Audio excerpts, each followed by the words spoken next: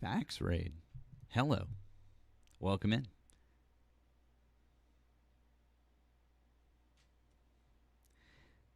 Welcome in, guys. Welcome in. We're just coming up here. Just coming up. Help out with that live goal. Tap the screen. Glad you guys are here.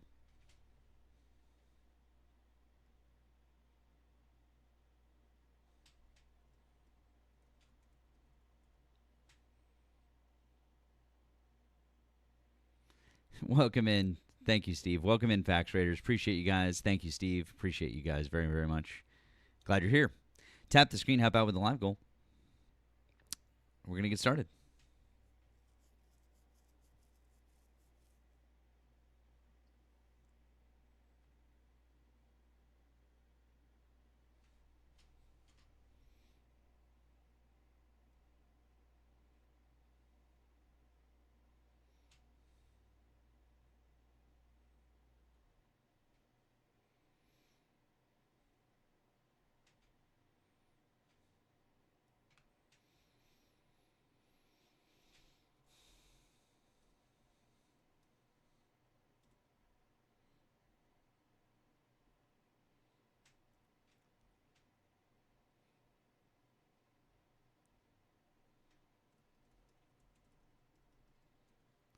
Welcome in, guys. Welcome in.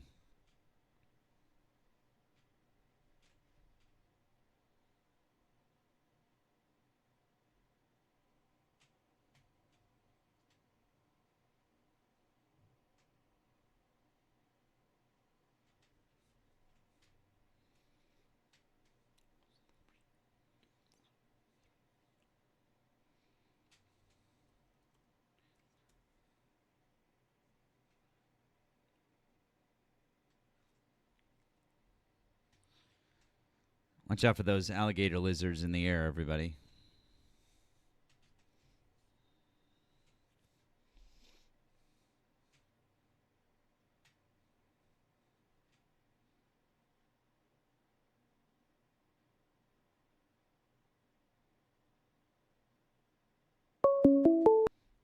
Right. Thank you for your attention to this matter. There you go. Chandler, appreciate you. All right.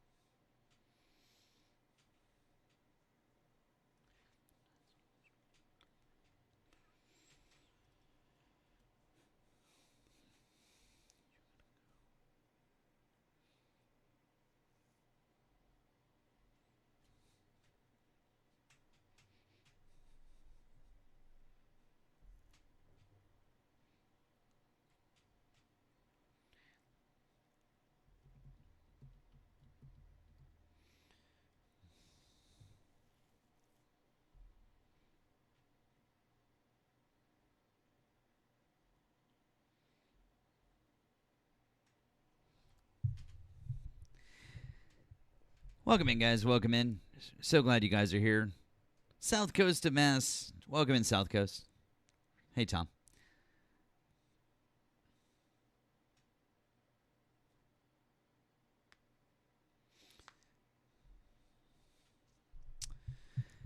Guys, if you voted for Donald Trump, I would invite you guys to hop in the box. Let's have a conversation.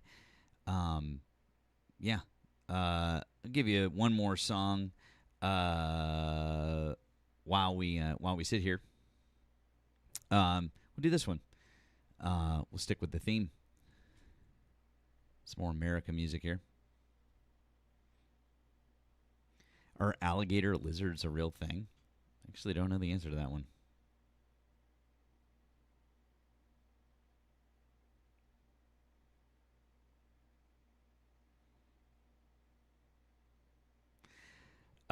Rita says yes. Yes, they are a real thing.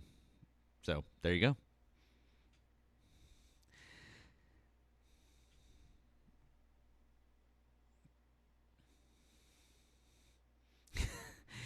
Dale, Don't start that now. But that's the last thing that we need in this live is any of that shit. I do not need any of the Q people here, okay? That's the last thing that we need.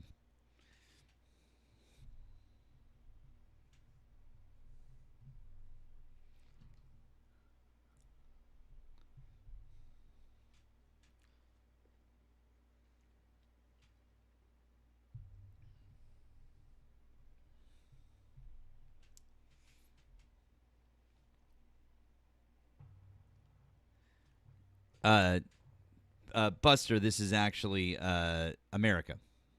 Still. Just FYI.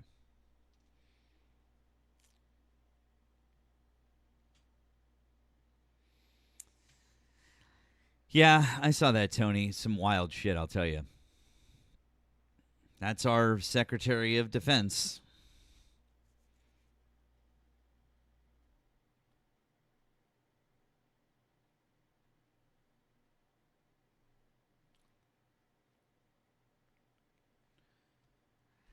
Welcome in, guys. Welcome in once again. Well, Asaf eats everybody up because he's the fucking man. But also, Hexeth had no fucking answers for anything, and he just evaded and dodged everything. So, I mean, like, what the fuck else, you know? So, thank you, Renee. Thank you. As we already said, thank you once again to all of our awesome Fax Raiders. Appreciate you guys. Thank you, Steve, for sending everybody over. Very kind. It looks like we might also have a Twister raid incoming as well. Thank you, Crystal. Appreciate you guys. And there it is. Thank you. I know, Izzy. Hexeth lied about everything. Hello. Hello, Cassie. Hey, friend.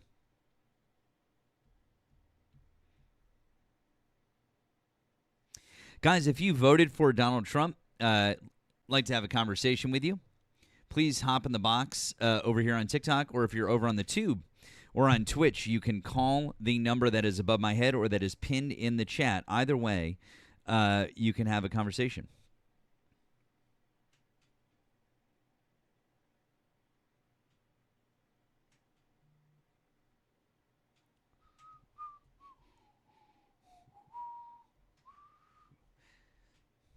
And look at that.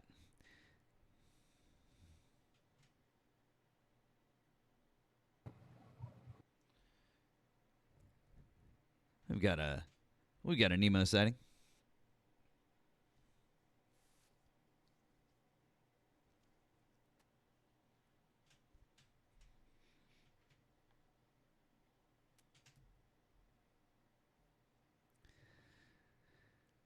We did.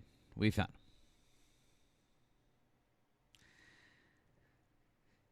We also found Joey. Hey, Joey. Hey, bud. Glad to see you, friend. Glad to see all of you guys. All right, let's see what we got here. Once again, if you voted for Donald Trump, we'd like you to hop in the box over here on TikTok, or we would like you guys to give us a ring. Give us a ring. There's Nemo. Let's see here. Splinter, hi. Do you support Donald Trump? I just want to let you know that you're a... I'm sorry, I asked you a question. I guess if you can't answer the question, I guess you're not a Trump supporter. So, anyways, cool. Nemo, what's up, man? What's up? Not much. How's it going? Hey, I wanted to tell you, last night when we did the thing like this without the address bar at the top, Yeah. didn't get any hits. I was wondering about that. Yeah. So that must be it. That must be it. So I'd like to personally thank our friend Joey. I'd like to personally thank our friend Joey for that one. So, W's in the chat for Joey. Justifier says Trump is your president. We're not a bunch of weirdos who think that there was a fake election. So, yeah. But of course, Justifier, if you'd like to come on up and talk to us about it, you could. But you probably won't. You're just a bot, I would assume. So, if you guys want to try to reprogram the justifier, you should at them.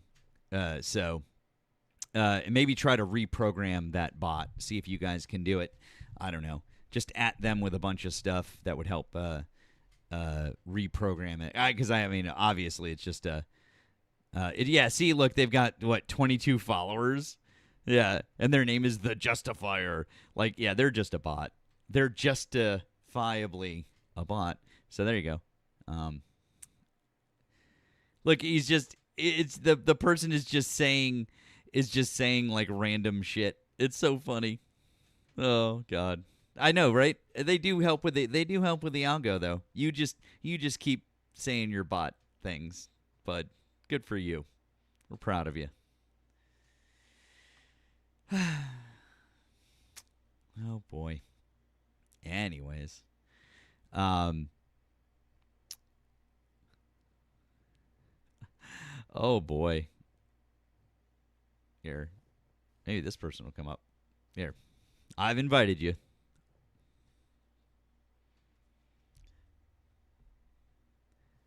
That was weird. It really was, right? Yeah, can't spam the chat though. Did invite you up, Woke. Come on up. Come on up. Have a conversation with us. I highly doubt that you will. Did you, Nemo? Did you catch any of the hearing today?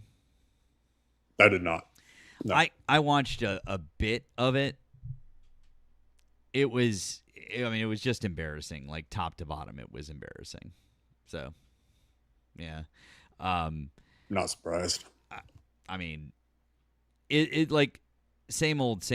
Now the one that I thought was crazy was they had Brooke Rollins there.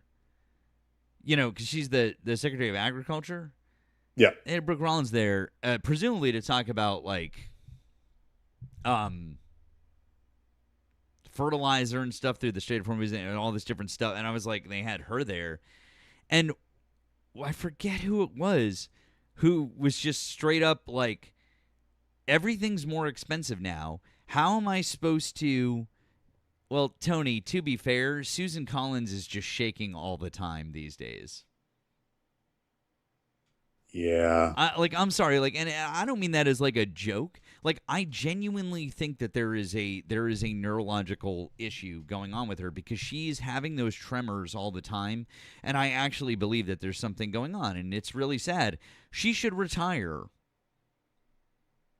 Yeah, she made a video on it like a while, well, I don't know, a few months ago, and said like, "Oh, it's it's like a medical condition, but it's not Parkinson's. It's not dangerous," which it's absolutely Parkinson's. It's 1,000% Parkinson's. It just looks so much like that. And thank you, chat. It was Gillibrand. It was Senator Gillibrand who went after Rollins and was like, everything's more expensive. Like, how do I go back to my constituents in New York and explain to them, how do I go back to my constituents in New York and explain to them why everything is so much more expensive? She's like, gas is more expensive, food's more expensive.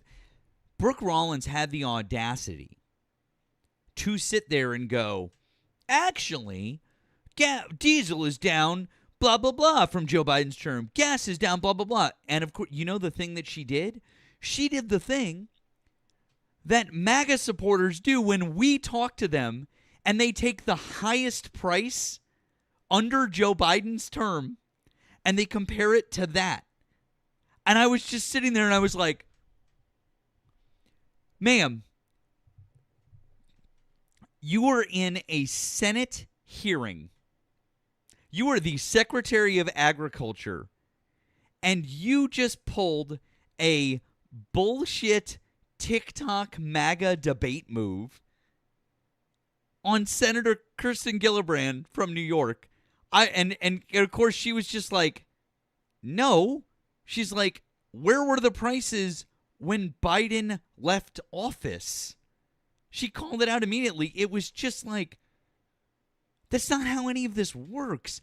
But like, dude, I cannot believe that we are literally in this situation now where they are like, it's like their talking points are one and the same. They use the same Yeah. tactics. Yeah. I mean, that's where we are. Um, I think it's because that's all that they have left at this point. Um, they have to do like the least charitable framing possible, because anything less than that would illustrate just how incompetent Donald Trump is. Yeah, I mean, I don't. Yeah, just absolutely ridiculous. Um, yeah. I mean, by the way, somebody said that that Democratic states all have the most expensive gas. Um, California, Hawaii, and Washington are the top three, but then you have Alaska. Then you have Nevada, which is a purple state. Then you have Oregon. Then you have Arizona, which is mostly a red state, but can be purple. You have Pennsylvania, which was a red state in this last election, but can be a little bit purple. You have Illinois, then you have Montana, which is a red state. Then you have New York, which is a blue state. Then you have Idaho, which is a red state. Then you have Vermont, which is a blue state. Then you have Utah, which is a red state. Like, it's so dumb. Like, there are a couple of states at the top of the list, but that's about it. So, anyways, we've got somebody here who'd like to come up and have a chat. What's up? Clueless. Hi, are you a Trump supporter? Yeah. My name isn't Clueless. It's Cletus. Anyways, are you a Trump supporter? Yeah. Are you a Trump supporter? YES. Yeah. Speak English. Yes. That's not English. That's not English.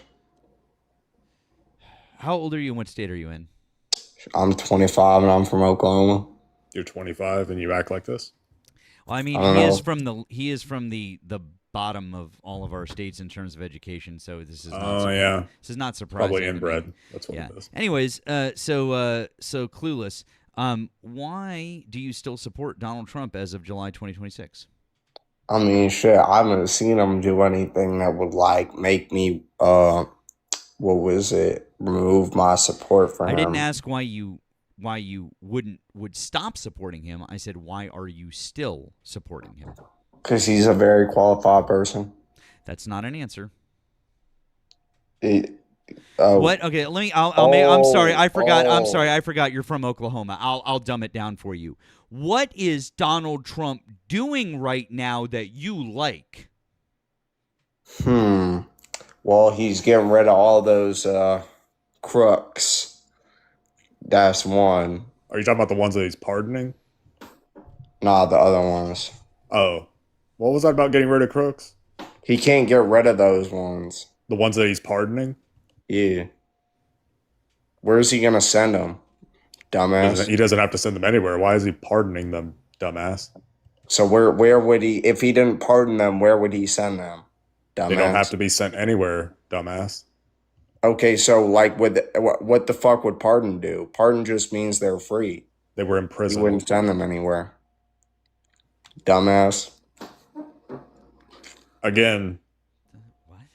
So let me ask you this. So he pardoned someone who works with the Sinaloa cartel. What would happen if they didn't pardon him? Where would they go? He pardoned someone who works with the Sinaloa cartel. So answer my question. Okay, yeah, no, shut the fuck up. So he pardoned someone who worked with the Sinaloa cartel who moved 400 tons of illegal substances into this country.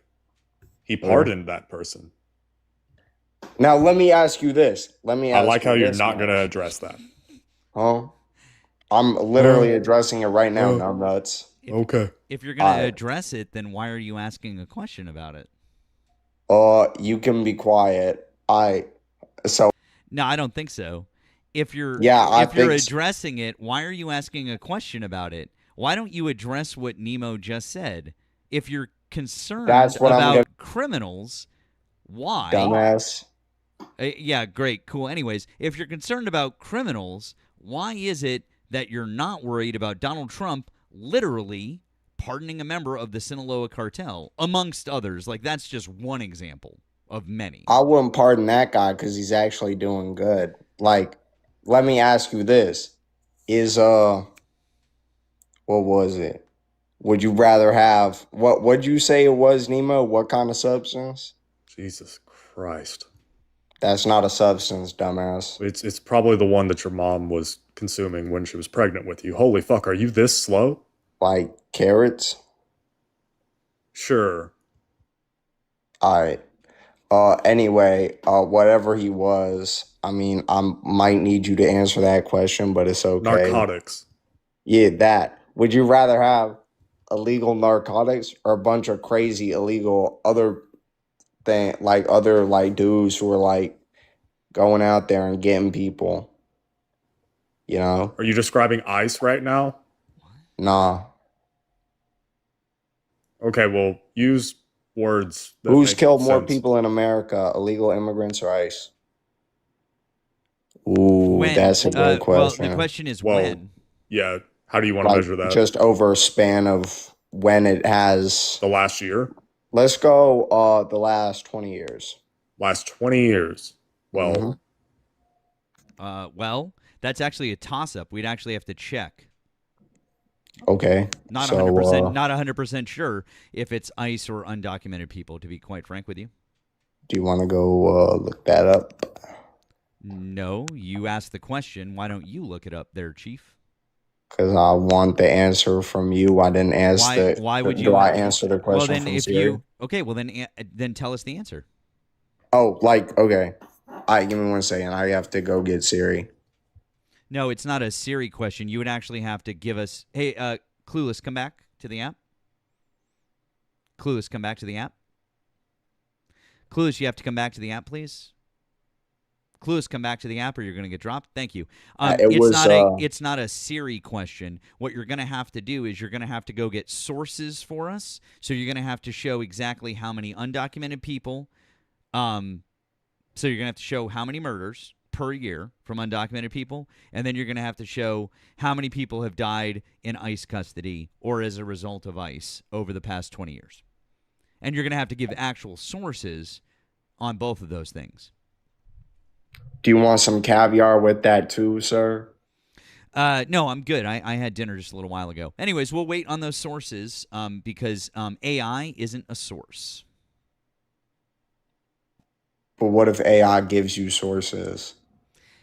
AI isn't a source. Yeah, but I've already said it once. Now be a good boy and go get us. Now be a good boy and go get us sources.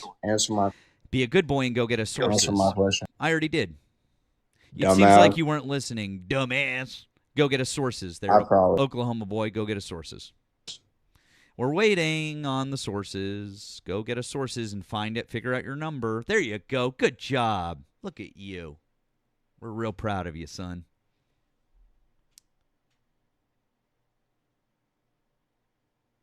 Apparently, this guy is impersonating someone else. That's funny. Thank you, Midwest, for the 2 on the Blue app. It says there's 12 million undocumented and only 22,000 ICE agents. The fact that it's neck and neck is alarming. Actually, Midwest, I think there's more. There's more undocumented, and the fact that it's neck and neck is still alarming. Like, truly fucking alarming. Also, the fact that number has risen sharply in the last year and a half is crazy. Hey, Bill. Hey, what's up, bud? I wouldn't use the word proud, Pamela.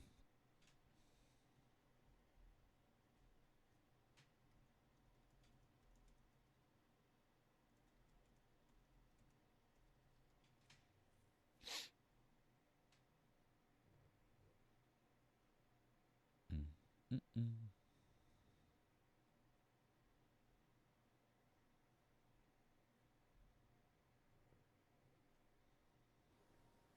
Yeah, we can't get an actual number on it. No, there won't. For illegal. No, there won't be. So, yeah, he's just He's not going to be able The to. answer for ICE, by the way, is 291.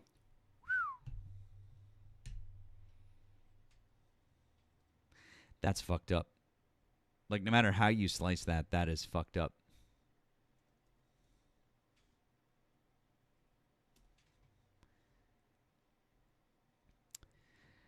I mean, I guess we can get the numbers at least back to 2017. We could probably, like, just take an average, try to make a guess. But even that seems disingenuous. Dude, you're going to time out. You're just going to have to come back. You're not going to find an answer to the question because we don't have actual statistics. So, All right, I'm back, everyone. You're right. There were the statistics on it were a little funky. yeah. Okay. So you said that you support Donald Trump because he's getting rid of crooks, and yet, number one, Donald Trump himself is a crook. Number two, he has a pay system for pardons, and he is pardoning crooks all the time and profiting a lot off of his presidency. Are you mad because he has his money up and not his funny up? Is your funny up? Nemo, I very strongly believe you have your funny up and not your money up right now. The fuck are you talking about? Yeah, I don't know it. I don't know what that means, kid. Listen, I think that you're just not really prepared for a conversation like this. So,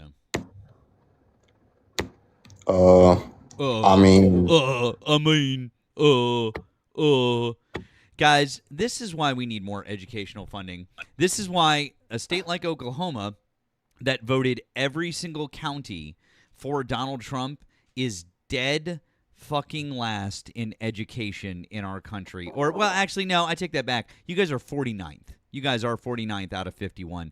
So you guys are nearly dead fucking last in education. This is it. This is the result of every single county in your state voting for somebody like Donald Trump. This is the result. This is what happens. You get people like Clueless over here. That's what you get.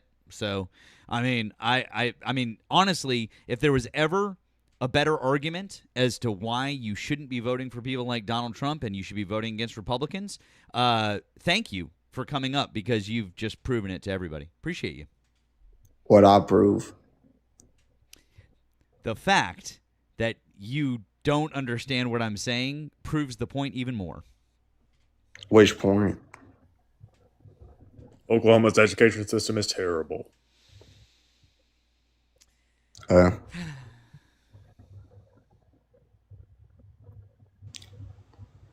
went to, if it counts for anything, I did my high school years in Nevada. Reno. Unsurprising. Cool story, bro. So, yeah. You still got the majority of your education in Oklahoma. I mean, you know what else is a majority? Donald Trump got the majority vote.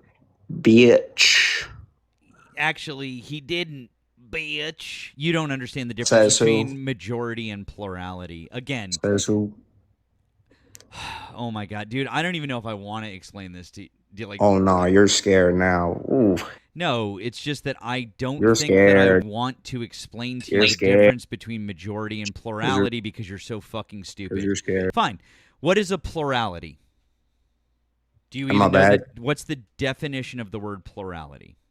Shit. I think it's like Shit. when you get with multiple people in a relationship, right? Nope. It's when something receives simply the largest share of something. What is a majority? Oh, a majority is like the most or something. Wrong. A majority is when you get over 50% of something. So a plurality is when you simply get the largest share of something, and a majority means you get over 50% of something. What was the percentage of the vote that Donald Trump got in the 2024 election? Like, I think it was, I'm going to go with, from what I heard, 69%. Guys, if you voted for Donald Trump, please, I don't know, is this a Trump supporter? Uh, if you voted for, congratulations. Oh man, You can also call in on the phone line. I really think that we need to remove warning labels. Sometimes we talk about like forced vasectomies instead of like when we talk about like abort. Like this would be a good example of like that. This could have been avoided. Yeah. Host, could you get a vasectomy if you don't have like a penis? Like, how does that work for you? Are you asking me about your no, kiddo, you can't. So if I, you should go to your doctor. That's not how that works. So if it's so small that the doctor can't find it, that's a problem for you, bud. I understand. Listen, having a micro penis is nothing to be ashamed of. I'm sure that there's somebody out there who would love you no matter what. But if you can't find it through the pubic hair, then I would say that there's gonna be somebody out there who would love you anyways. Okay, there's somebody for everybody. Okay, Chief. even you? Even me. Do you? Anyways, this conversation is super fucking boring, and you're really fucking stupid. Did you have anything else that you wanted to talk about regarding policy, or are you just going to sit up here and say dumb things? I got you. Nemo and what's your name? Politics dude. Attention, please. These two guys. Nah, I'm good. Oh, perfect timing. Thank you for calling the stream. Did you vote for Donald Trump? Hello, thank you for calling the stream. Did you vote for Donald Trump? Yeah, hello? Hi, thank you for calling the stream. Did you vote for Donald Trump? Yes, I did. Okay. How old are you and what state did you vote in? I'm 34. I'm in Texas. Okay. Why do you still support Donald Trump as of July 2026? Is this live, or is this like are you like the other person that takes the call when the other person calls in? Why do you still support Donald Trump as of July 2026? Okay, moving on. Well, I think he's done a few pretty good things. I think he's brought back manufacturing. I think he's handling business with Iran, which was always a thing. I think Russia respects us and China respects us now, which is a good thing. I think he got girls out of boys out of women's sports.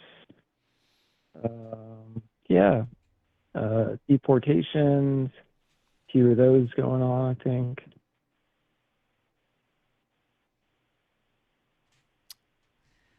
Okay. Cool. Lots of interesting things that you brought up there. So I don't know. Which thing do you care most about out of that list you just rattled off? Well, personally, I think it's a good thing that we got some respect from these other nations around the world now, especially Russia and China. That's pretty important. We actually don't have respect from Russia and China. In fact, we've been completely fucking schooled by China in the whole trade war thing. They've absolutely owned us, and we've backed down from nearly all of our major trade demands with China. Did we keep all of our big tariff ideas that we were going to keep with China, like the 115% tariff? Did we keep that on them?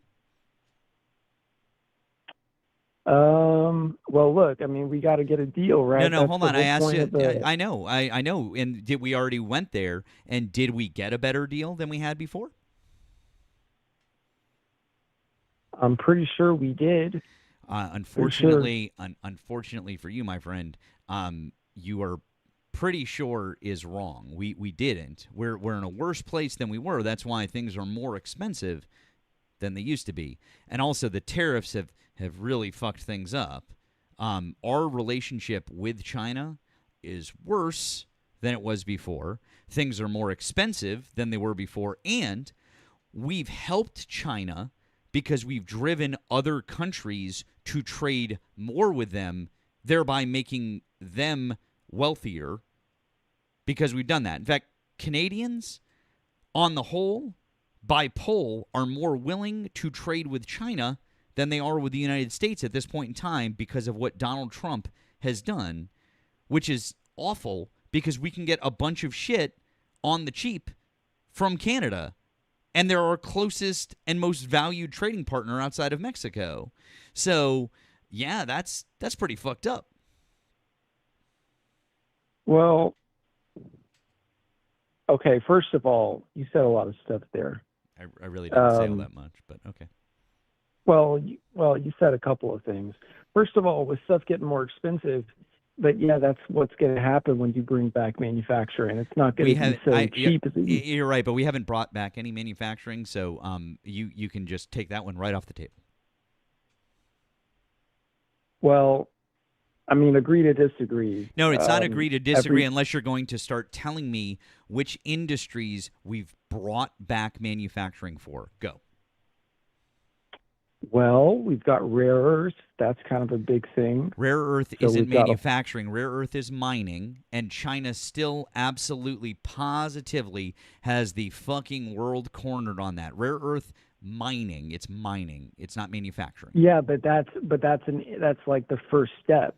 That's the first step, obviously, in manufacturing. And if China's got so much, like, this takes a long time, but we got a lot of companies, and they're getting support and investment, and they're investing a lot of money in this. We have lost manufacturing jobs.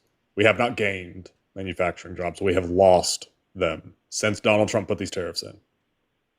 Wait, is this somebody else? Or how many people are on this call? It's my co-host. Did you not see that the top of the screen says Politics with Matt and Nemo? It's my co-host.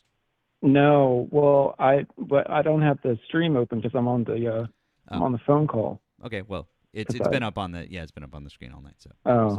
No, I didn't see that. Okay, well, that's my co-host Nemo. So yeah, you're talking to both of us. Hello, how's it going? Howdy. I mean, look, it takes time to bring this stuff back, right? That's what the tariffs are for. Okay, but you're telling me. So, to your point, the idea behind tariffs is that you make something more expensive through tariffs, and that encourages people to get the American version, right? That's the whole idea. Yeah. Yeah. And that works in theory if you already have a manufacturing base, or if that product is already sold in your country at scale. That's when tariffs can work.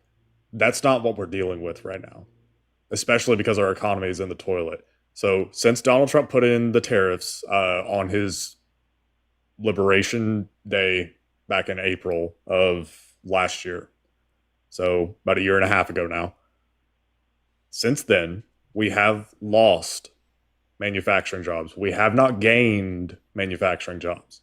We've lost over 70,000. According to who? This Bureau of Labor Statistics. The literal government itself, our government, has said that. Huh. I'll pull it up. Give me 1 second. But yeah, no, it's. But I mean, again, it takes a little bit of time, right? Because you can't, like you said, it takes time. How long? These kinds of things, and what? How long? Yeah, how long? I mean, I don't know. It depends on, like, with the rare earths, it takes a long time to open up a new mine. How long? Not an overnight thing. I don't know, man. I don't know. Well, you tell me that it takes a long time. I ask you how long, and you say, I don't know. So how do you know it's a long time? I mean, I feel like a year and a half is not a very long time in the grand scheme of things. Like, this is a big project, okay. You know, I mean, it's just not, right? Like if maybe the Democrats weren't always just trying to obstruct everything. And now, why are you talking about the Democrats when the Republicans have a majority in both the House and the Senate, and they have the presidency? They were already able to pass the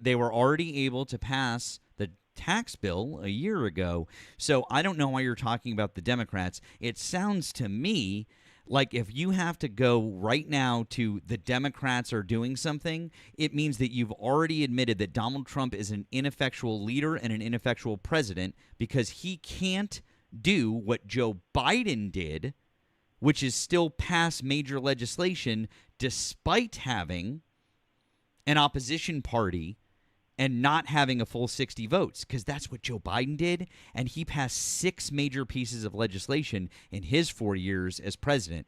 Donald Trump, in a year and a half, has passed 1, and if his last term is any indication, that 1 might be the only major piece of legislation that he passes. So I don't know what you're talking about. So let's keep the Democrats. Why am I talking about so Democrats? Let's keep the Democrats out of your mouth, because what you're doing right now is you're making excuses for Donald Trump being inept and being a poor leader, because Joe Biden could do the same thing with a smaller margin in the Senate. So if Joe Biden could do it, you're saying that Donald Trump is worse at being a leader and legislating than Donald Trump? God damn, dude. It takes more votes. God damn, dude. No, it doesn't. The Republican. No, it doesn't. It does. No, you're not listening to what I'm saying. I would like you to stop and listen to what I'm saying. I understand that it. No, you're not, because now you're talking through what I'm saying again. So stop and listen to what I am saying. Joe Biden had a smaller margin in the Senate. That means that it took Republicans to get his legislation passed. Just like right now, it would basically take Democrats to get the legislation passed that Donald Trump wants. But somehow, Joe Biden was able to pass 6 major pieces of legislation in his 4 years that we could talk about right now. We could talk about those things, but he had a smaller margin. That means he needed more Republican votes than Donald Trump currently needs Democratic votes in the Senate. And he's doing a worse job. Even if you just compared 2 years to 2 years, Joe Biden's first 2 years to Donald Trump's 2 years, Joe Biden has smoked him. So what you're saying is that if you're making the excuse that it's, oh, well, he needs the Democratic votes and they're being obstructionists, that just tells me that he sucks as a leader and sucks as a deal maker and sucks as a negotiator, because he can't bring the Democrats to the table in the way that Joe Biden could bring Republicans to the table. Okay, but I don't necessarily care about the kind of bills that Democrats want to get passed. So you say you got 6 bills passed. You're right. Why would you care about when you talk about it's so super important to bring manufacturing back? Why would you care about the Chips and Science Act, which was literally the crown jewel of fucking manufacturing, and Joe Biden did it? Literally the single most important bill to bring manufacturing back to America in fucking 30 years. But, just ignore that, since that's a Democratic bill that you don't care about, right? Well, I'd have to look into that. Sure. I'm not. Why don't you already know it? I thought manufacturing was important to you, bud. It is. I told you it is. It's not important enough. Otherwise, you'd know about it. Is that the one where they brought in a Hyundai for a battery factory? No. No, it's the Chips and Science Act. It's all about high-end chips manufacturing.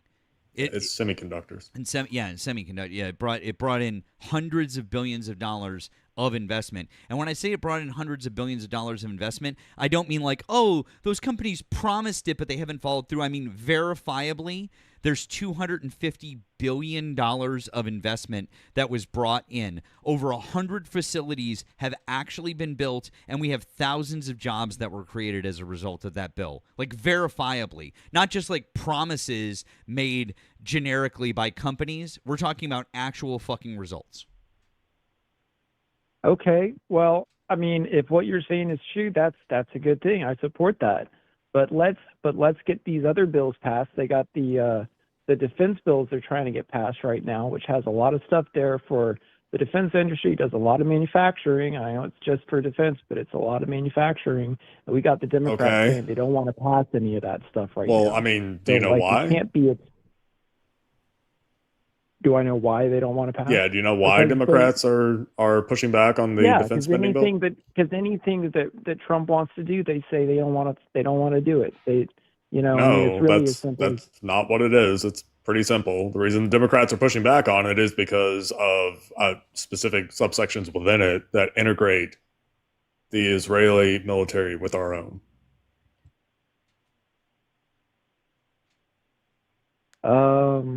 Like what exactly? I mean, we're already it's the National Defense Authorization Act, and I think it's is it section? I can pull it up real quick.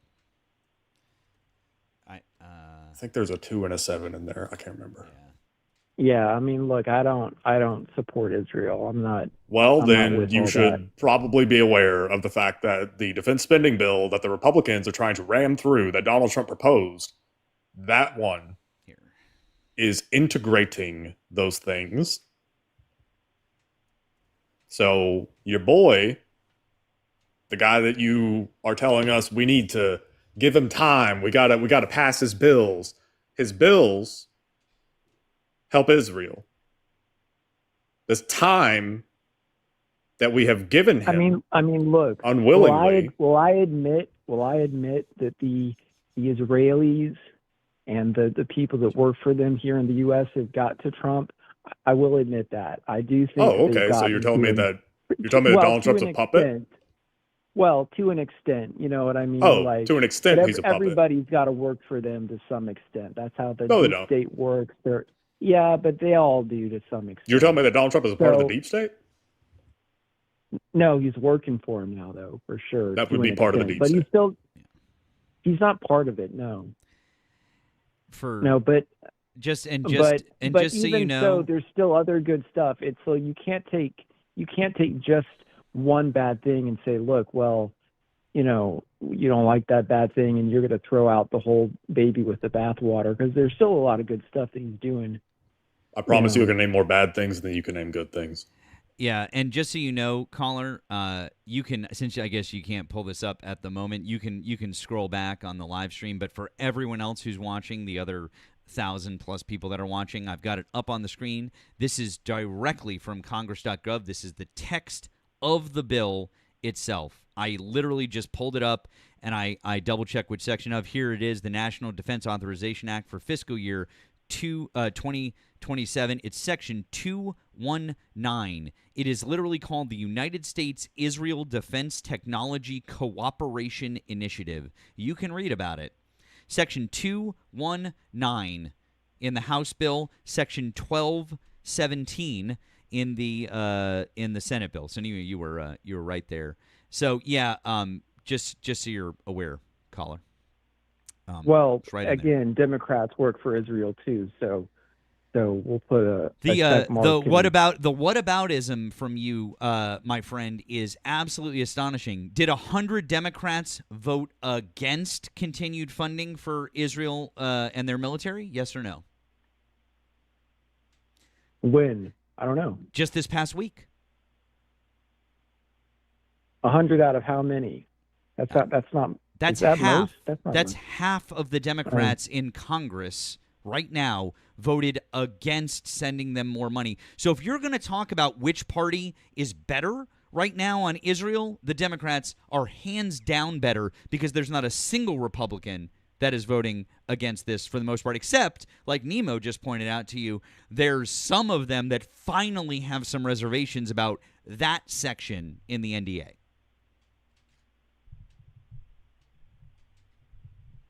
Okay. So there's no comparison to the Republicans. So stop with your whataboutism, dude. We are talking about Donald Trump and the Republicans.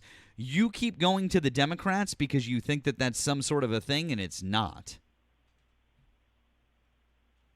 Yeah, but I mean, I don't know. It's hard to support the Democrats with all their bullshit. Honestly, their bullshit. Focusing on the wrong things. I mean, the wrong things. It's all what?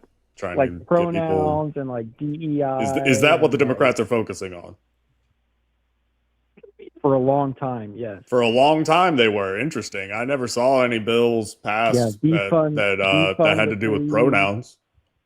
And now they got full-blown communism coming back. Well, no, you said now they got. So wait, you're not going to address the fact that there were no bills related to pronouns when Democrats were in control? It's the whole ideology, man. Oh, okay. It's the whole Got thing. it. So the Democrats at the national level, the people with the actual power, they aren't putting through anything relating to pronouns or any of the made up little fantasies in your head. Of but course, you're just mad at a caricature of somebody on the internet. They're Is that funding, what it is? No, of course they are. They're funding scientific research. That's one of the things that Elon They're found out. They're funding scientific research. Did you hear what the fuck you just said? Yes, of course Democrats fund scientific research. Do you know why? Because it's science. Do you realize all the shit that we learn from science? A lot. We've cured diseases from science. We've gone to the moon from science. We're going back to the moon with science. We have developed every single weapon known to man with science. I love the moon. Don't slander the moon now. I'm not slandering the moon. I love going to the moon. I love science like that. But they're paying for stuff, and this is what they found. All this waste, fraud, and abuse, all of these scientific grants, a lot of it's going to stuff like... It's not waste, it's not fraud, it's not abuse, dude. I wish that we spent more on scientific research. You have been primed to think that research, number one, that it is a waste because you just don't understand what the research is about. Why do we need $35,000 for a transgender comic book in Peru? Is that scientific research, dipshit? It's coming from the same No, it's not scientific research, right?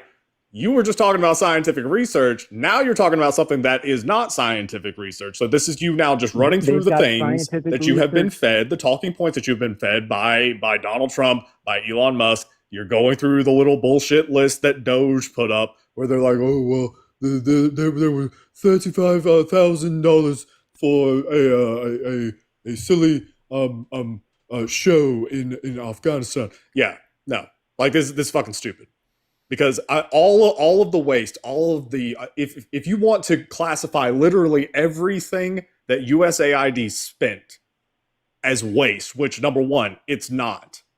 But if you want to consider every dollar spent with USAID, the thing that, by the way, because it's been cut, 500,000 children per year are going to die worldwide. That blood is on your hands. But anyway, if you want to consider every single fucking dollar of USAID waste, it pales in comparison to the amount of money that has been wasted on tax breaks and subsidies and bullshit spending for billionaires and corporations. We are rapidly approaching $100 billion spent in Iran. Not to mention all of the costs associated with fucking with that country. Because apparently after doing it to Iraq in the early 2000s, mouth breathers like yourself thought, well, let's just do it again. Because we didn't learn. No, we have spent $5 trillion. $5 trillion in the Middle East since 2003, since we invaded under Bush. $5 trillion. When all is said and done, $5 trillion. And you want to come here and say something about waste, fraud, and abuse with $35,000 related to something that you don't even fucking understand? Really? Also, I really should point out, for the sake of accuracy, the claim that you made about the $32,000, $35,000 transgender comic book was fake. Snopes looked into it. There was a grant for $32,000 awarded in 2022 to a Peruvian organization that funded a tailor-made comic that simply featured an LGBTQ hero that addressed social and mental health issues. So it wasn't even that much money, and it also it wasn't the thing that you said that it was. So no, like it's just like taking shit that you hear and then trying to make it worse than it is. And quite frankly, I have zero issue even if it was that, because that's an example of soft power. That's an example of us spending a insignificant amount of money when it comes to the U.S. budget, like the most insignificant. That would literally be like less than you dropping a penny out of your pocket. It's less than that. It's less consequential than you dropping a penny out of your pocket on the fucking sidewalk. But what it does is it spreads some goodwill in a country like Peru. And doing those types of things do more for us than the military-industrial complex ever does in our country. Why do I know that? Because our military leaders are the ones who started speaking out about USAID when Doge came to dismantle it. They're the ones who defended it. Our military leaders started defending USAID, going, hey, we really think that USAID is important and we need this because it's our best way to promote the United States and to be like, hey, we're the good guys, without using any sort of military force around the world. So you're literally just wanting us to not have more power. Like, if you want the United States to have power around the world, we need to do things like that. Yeah, but I just think there's more important things to be focused on. Like than what? The transgender ideology. Literally didn't come up. It literally debunked. He literally just debunked it. started by debunking the fucking claim that you made, and yet, because you are this fucking slow, I understand. You still think that the thing that you said is true, even though we literally is it not true told that you Democrats focus on that the it was transgender wrong. ideology? Oh my God, you're not listening, are you? Hey, Nemo, I have a question for you. No, caller, I have a question for my co-host. Nemo, who spent $250 million-ish, give or take, on ads about transgender people in the 2024 elections? That would be Elon Musk. What's that? That would be Elon Musk. That would be Elon Musk and the Republicans, right? Because Yep. they were all attacking.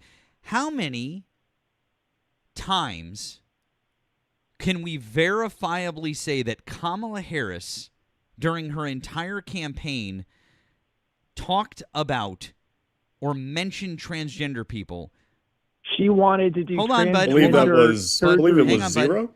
In prison. I think that it is technically one time. She may have mentioned it once.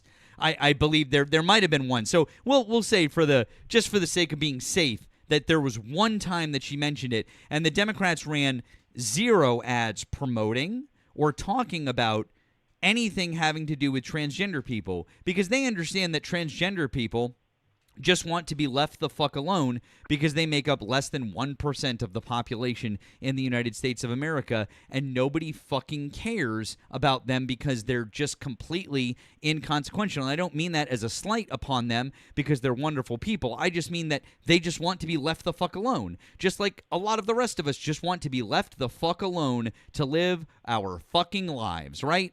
That's all. And then you say the silly thing like, oh, she wanted to have transgender people have the surgeries in the prisons, right? Hey, another question for you, Nemo. In Donald Trump's 4 years as president, from 2017 to 2021, from January of 2017 to January 2021, did the U.S. federal government stop its policy of offering gender-affirming care to inmates in federal penitentiaries? Yes or no? No, it continued offering that. That is wild. So if Donald Trump was so concerned about this, but Kamala Harris was the one who's going to do it, Donald Trump allowed it to happen for 4 years under his presidency. Save your fake fucking outrage for people who are dumber than you and don't know this shit. Well, I think that's a little harsh. What's a little harsh? Well, saying that there's people that are dumber than me. You're right. Or That is. calling- You're you're right. That is. calling me That is. dumb. You're right. That is a little harsh. No, Because you're you're calling me- pretty you're dumb. calling me a You're right. That is pretty harsh. You know what, dude? Maybe if you weren't such a bigot, I wouldn't have to be so mean. maybe you should just leave. Then maybe you should just fucking leave transgender people alone. Maybe you should just leave fucking transgender people alone and not give a fuck about what they're doing, because they certainly don't affect you and your life in any way, manner, shape, or form. Now, do they? Well, if I had a daughter, if I do have a daughter, I do have a daughter. I actually have a fucking daughter. So I actually would be the person who would have a say in this, and she fucking plays sports. So guess what, kiddo? I don't fucking care, because what we're talking about is we're talking about a situation where this shit wouldn't even happen until we've got people who are transitioning, until we've got people who are on hormones. Do you know what happens when you're on HRT for 2 years? Well, it makes you stronger. It makes you faster. Makes your muscles recover faster. If you're a man who is transitioning to become a woman, okay, so if you're a trans woman and you take HRT, what are the effects? Oh, well, it's going to make you, it's going to do the opposite of testosterone. Oh, amazing. It's going to do the opposite. So you're going to lose muscle mass, right? Right, but you're still starting with more. You're still starting with more? How do you know that? Yeah, How do you know that every man starts with more muscle mass than every woman?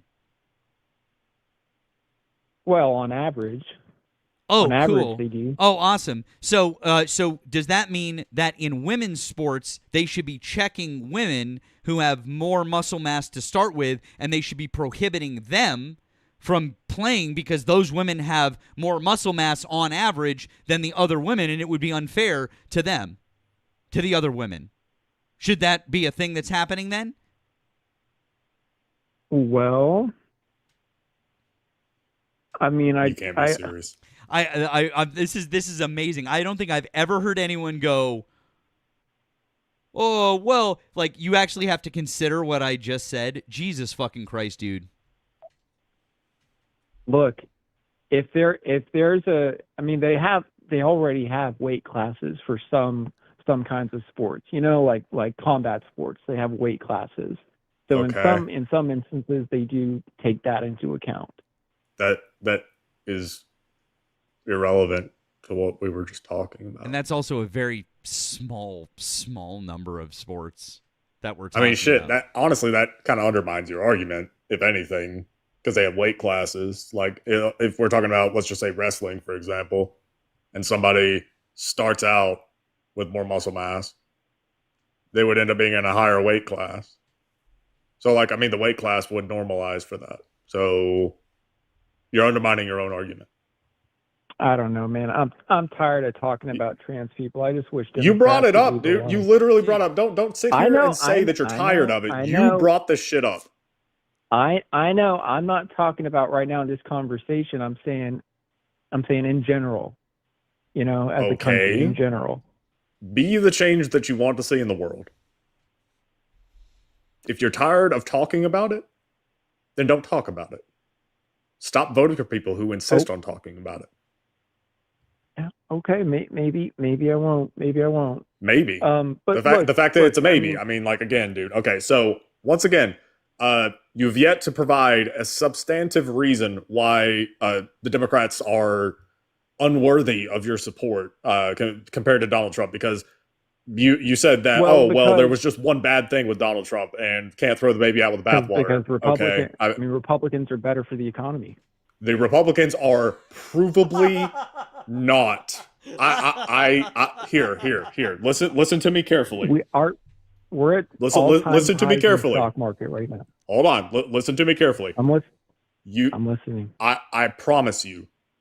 You do not don't do it. Want to open this door. Don't do it. You don't want to figure out what is behind this door, because it's going to ruin your day. It's going to be your worst nightmare. I promise you. You are so painfully wrong on this subject. You don't want to open this door. Stock market's at all-time highs. Okay. Hey, wait, hold on. Wait, before we move any further.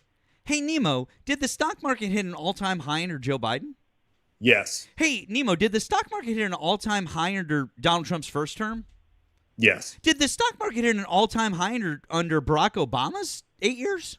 Yes. Did the stock market hit an all-time high under George W. Bush's term? Yes. Did the stock market hit an all-time high under Bill Clinton's 8 years? Yes. Do you see where I'm going with this, caller? Yeah, but and by the way, you're right. It is all relative, and I'm so glad that you brought that up because from a percentage perspective, it's lower than what Joe Biden has done so far. So on a percentage change, the percentage change in the stock market is still lower than what we saw under Biden. Trump has a long ways to go before he gets the same percentage change in increase that Joe Biden did.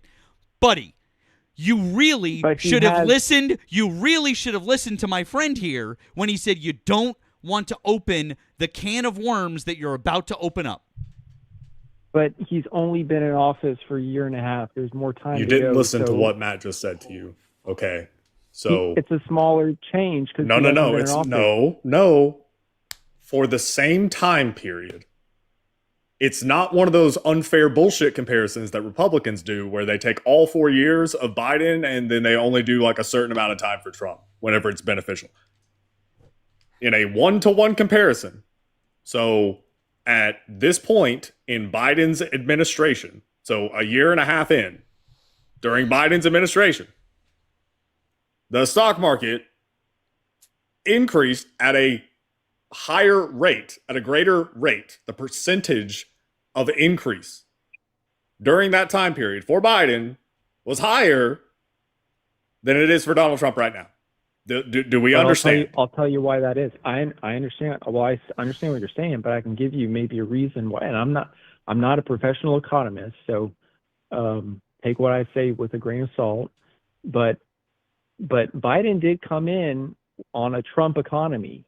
So Trump economy? Oh my God. Wow. That's amazing. How was Trump's economy doing in December of 2020? I think it was pretty good. It was so good that we had to get a second stimulus check before he left office. That's how good it was. See, whenever the economy's doing really good, what the government does is they cut checks for people. They're like, hey guys, the economy's doing so fucking good. We want you to spend even more money and drive up inflation even more. So here's a stimulus check. You can't blame Trump for the Chinese virus. Number one, hold on, wait, before we move any further, I want to let Nemo continue. Do not call it that again. You can call it C-19. If you call it the other thing again, I'm going to drop you. Okay, because you're going to get us flagged. It's not called that. You can call it C-19. Period, the end. Got it? Okay. Cool, thank you. C-19. Appreciate that. By the way, thank you, Max. We appreciate you. Yeah, I'm not blaming Donald Trump for that. I'm blaming his handling of it. But we were talking about the economy. You said that Biden came in. We were, yeah. Yeah. I mean, look, you're the one that brought up the other thing to try and, I don't know, give Donald Trump an excuse. You said that Biden came in on Trump's economy. Trump's economy was fucking terrible when he left office because of C-19. So to say that, oh yeah, well, the only reason that Biden saw really good numbers for the stock market during that time, it's because of Trump's economy. No, the fuck it wasn't. That is in spite of Trump's economy. Because Trump's economy it was in free fall. Well, I don't know. Dude, did you literally just say for the first 3 years it was good? It was very good. Okay, cool. And then the fourth year happened. Like, a presidency is 4 years. Well, wait a second, Nemo. If we're using his metrics, he inherited an amazing economy from Barack Obama and just rode the wave for 18 months until the economy started to shit the bed after the Tax Cuts and Job Act started to take effect. So using your own Fair logic, caller, using your very own logic, Donald Trump just inherited a good economy from Barack Obama. And then when his policies started to take effect between 18 and 24 months after he took office, the economy started to shit the bed. And the only reason that we didn't see a full-blown recession because of Trump's policies was because they were masked by what happened with C-19.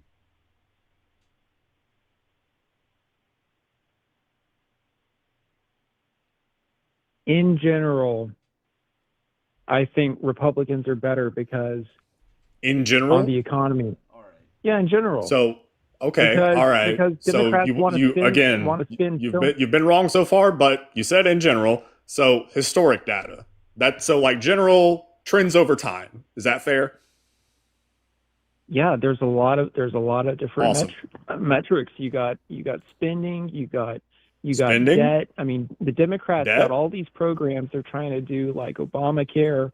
They add a whole, and I mean, and so much waste, fraud, and abuse with Social Waste, fraud, and Security. abuse. Okay, you're returning to mantras now. So, job creation. But do you think that would be a good one? Job creation. Yeah. Well, it depends on the size. Well, I'll tell you what though. It depends on the size of the population, right? So the size of the population. Right. So, like if the population's growing and the jobs are growing along with it, it's kind of neck and neck, you know what I mean? What? That makes sense. No. Well, like if your economy, if you have the same number of people, but there's more jobs, that means the jobs are growing. Hard to describe. I'm sorry, were you trying to make a point? Is job creation a good indicator of a healthy economy? Yeah, I'd say so. Okay. So, with that in mind, since the year 1989, there have been 3 Democrats and 3 Republicans as president. Okay. So you got H.W. Bush, W. Bush, Trump, Clinton, Obama, Biden, 3 and 3. Mm-hmm. Since the year 1989, there have been roughly 51 million net new jobs created in total. Since when? 1989. Since 89. Yes. 51 million. Why don't you go back to Reagan? Okay. How about we go back to Truman? We don't have to go back that far. I'm just saying. Why Reagan, not? Reagan was No. We go all the way back. All the way back. No, dude, we'll go all the way back. I mean, that would be good. Also, as we do that, I just need to run a real quick fact check for you on another thing because sorry, I'm a little bit pedantic. I can't let this go. From 2001 to 2009, before the ACA was implemented, Obamacare, the thing that you said that drove up healthcare costs rose at an average per year of 3.4%. After the ACA was implemented, healthcare costs only rose at an average of 1.9%. That means that the ACA actually helped stifle and help keep down healthcare costs. So literally what you just said about the ACA is completely false. That's just a lie. You can look that up on Econofact. You can find that information because they did a 10-year to 10-year comparison. So from 2001 to 2009, that's the case, 3.4% per year. And then from 2009 to 2019, it was 1.9% per year that rose in healthcare costs. So false. Just false. Cost for who? Cost for everybody or cost for the government? No, cost for the American people because that's who's paying for health insurance because the ACA is a health insurance exchange. Do you know how the ACA works? You go there and buy health insurance. Sounds like you don't know how it works. No, I mean I know how it works, but I mean it's complicated. Healthcare and health insurance. It's actually not as complicated as you think. You're making it out to be more complicated than it is.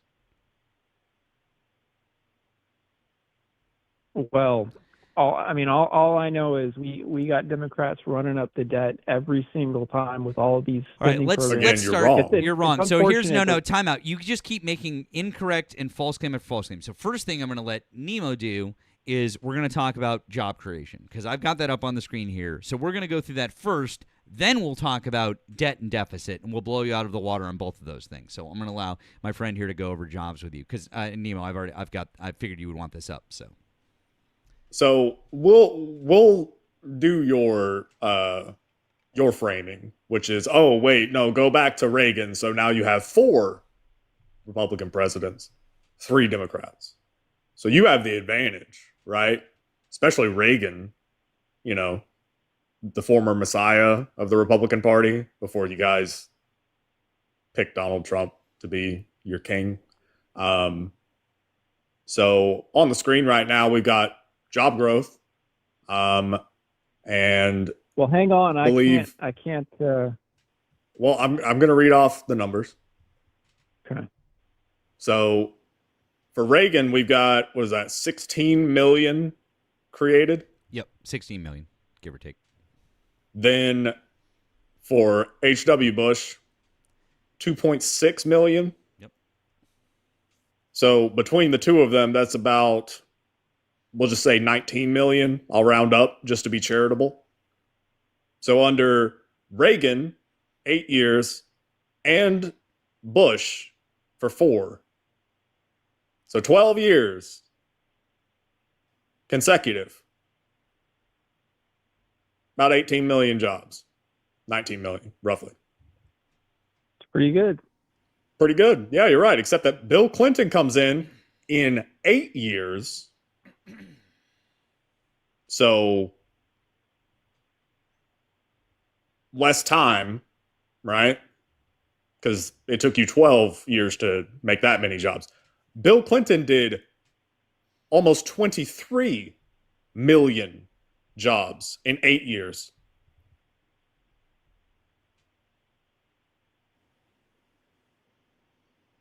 So again, you got Reagan, the one that you were really desperate to fall back on because you thought that you had something there. You got Reagan plus another 4 years of Republicans on top of that. And it still was less than Bill Clinton. Just Bill Clinton. And don't forget, Nemo, Bill Clinton did that coming in on the heels of George H.W. Bush's recession from 91. Oh yeah, that's right. So he was dealing with a recession, and that's gonna be a theme as we go through this. But don't meet spoiler alert. But you know, neither here nor there.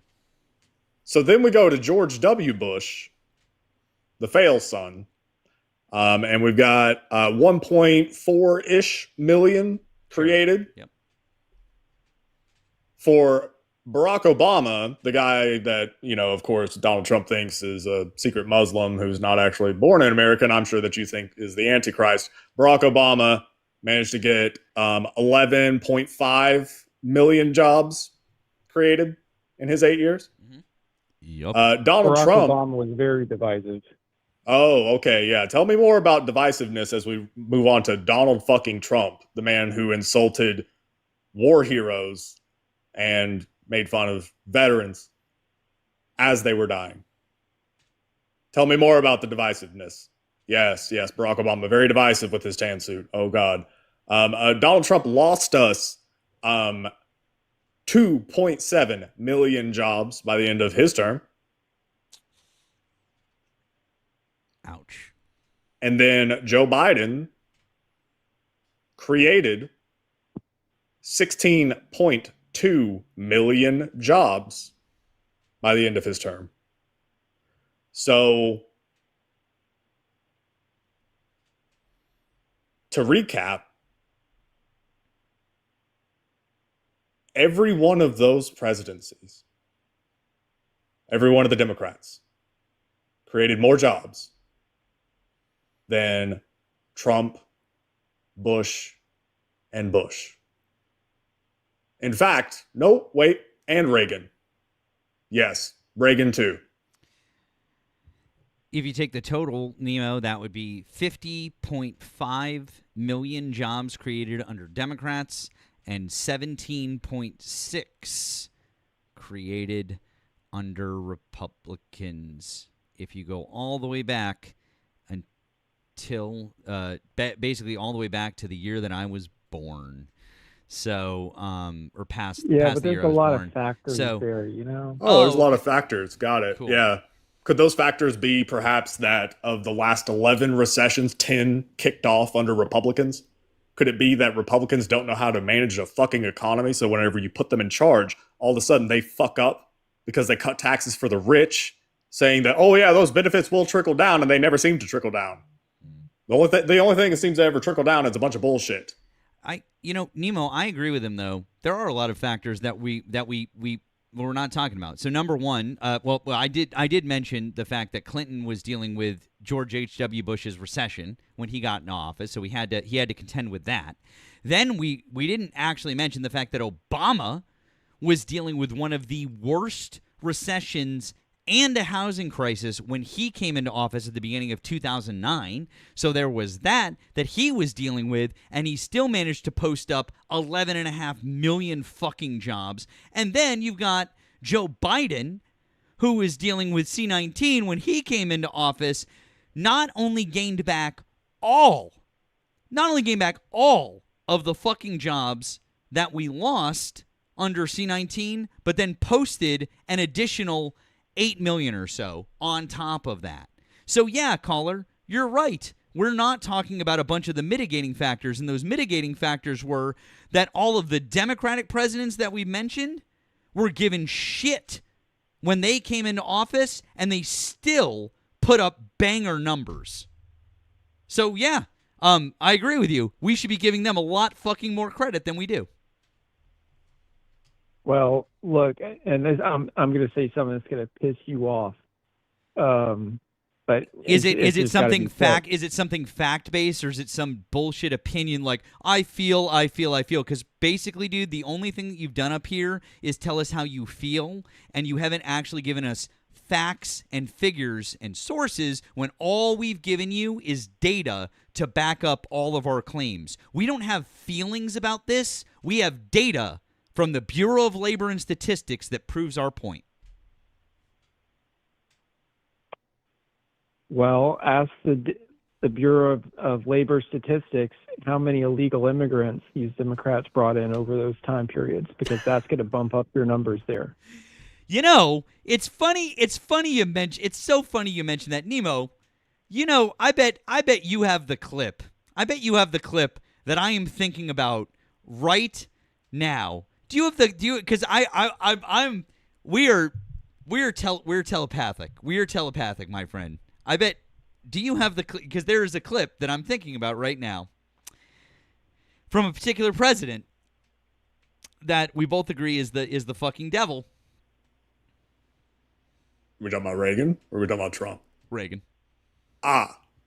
Because if we're going to talk about presidents who leverage that, let's talk about presidents who leverage that. By the way, real quick, hello, Hector. I'm so I didn't mean to ignore you, friend. We see you there. How are you doing, bud? Oh no, you're fine. You're on a roll. I'm doing great. How are you, Nemo? Matt, how y'all doing? What's up? Yeah. Did you? I didn't. What would you like to add here for our friend? I didn't want to derail. I just had a question for the caller. Because he mentioned something earlier that intrigued me. I'm actually doing a study on the specific topic that was brought up there, and it was regards to the comment on Obama being very divisive. So I'm doing this study on the last 4 Democratic presidents and the degree of divisiveness, because I think Democrats often portray themselves as being very wholesome and all about togetherness, but I think with enough information and evidence from educated people who can provide said substance, I think I can actually combat that narrative. So if the caller could help me out with that and give me something specifically to support that claim, it would be great to take back to my liberal college mates. He was just very focused on race and DEI stuff. I don't know if they called it DEIs back then, but very focused on race. Yes, you said that. I was wondering if you can give me something he said specifically that was very focused on race. Yeah. Well, I mean, he said, what's that? What was that kid's name? He said Trayvon Martin looks like my son. Like, what does that mean? Okay. So I believe the instance that you're referencing is when he was talking about the killing of Trayvon Martin, and he said specifically that Trayvon Martin could have been me. When he talked about the racial profiling that happens often amongst Black Americans. I'm not sure if you're aware of this, caller, but there was a study that was actually done and looked over. Thank you guys so much for the gifts, by the way. In this study, they looked over Black people being pulled over in the day and Black people being pulled over at night. And what they found is that Black people were pulled over less at night because of cops. They were unable to identify the race of the individual. So we saw a lot more stops in the day that were not due to speeding or busted headlights, so on and so forth, versus the night where it's harder to make out the demographic. There was also studies done on stop and frisk, specifically Veil of Darkness. Thank you so much. Studies done on stop and frisk that showed over the course of the last 10, 20 years, 30 years specifically, 60 to 90%, depending on the time period, of people that were stopped and frisked were Black, and nothing was found on their persons. So the study I'm referencing specifically was not the ones that actually were stopped and you found something, some substance, a weapon, threat of harm, but people specifically who were just going about their day.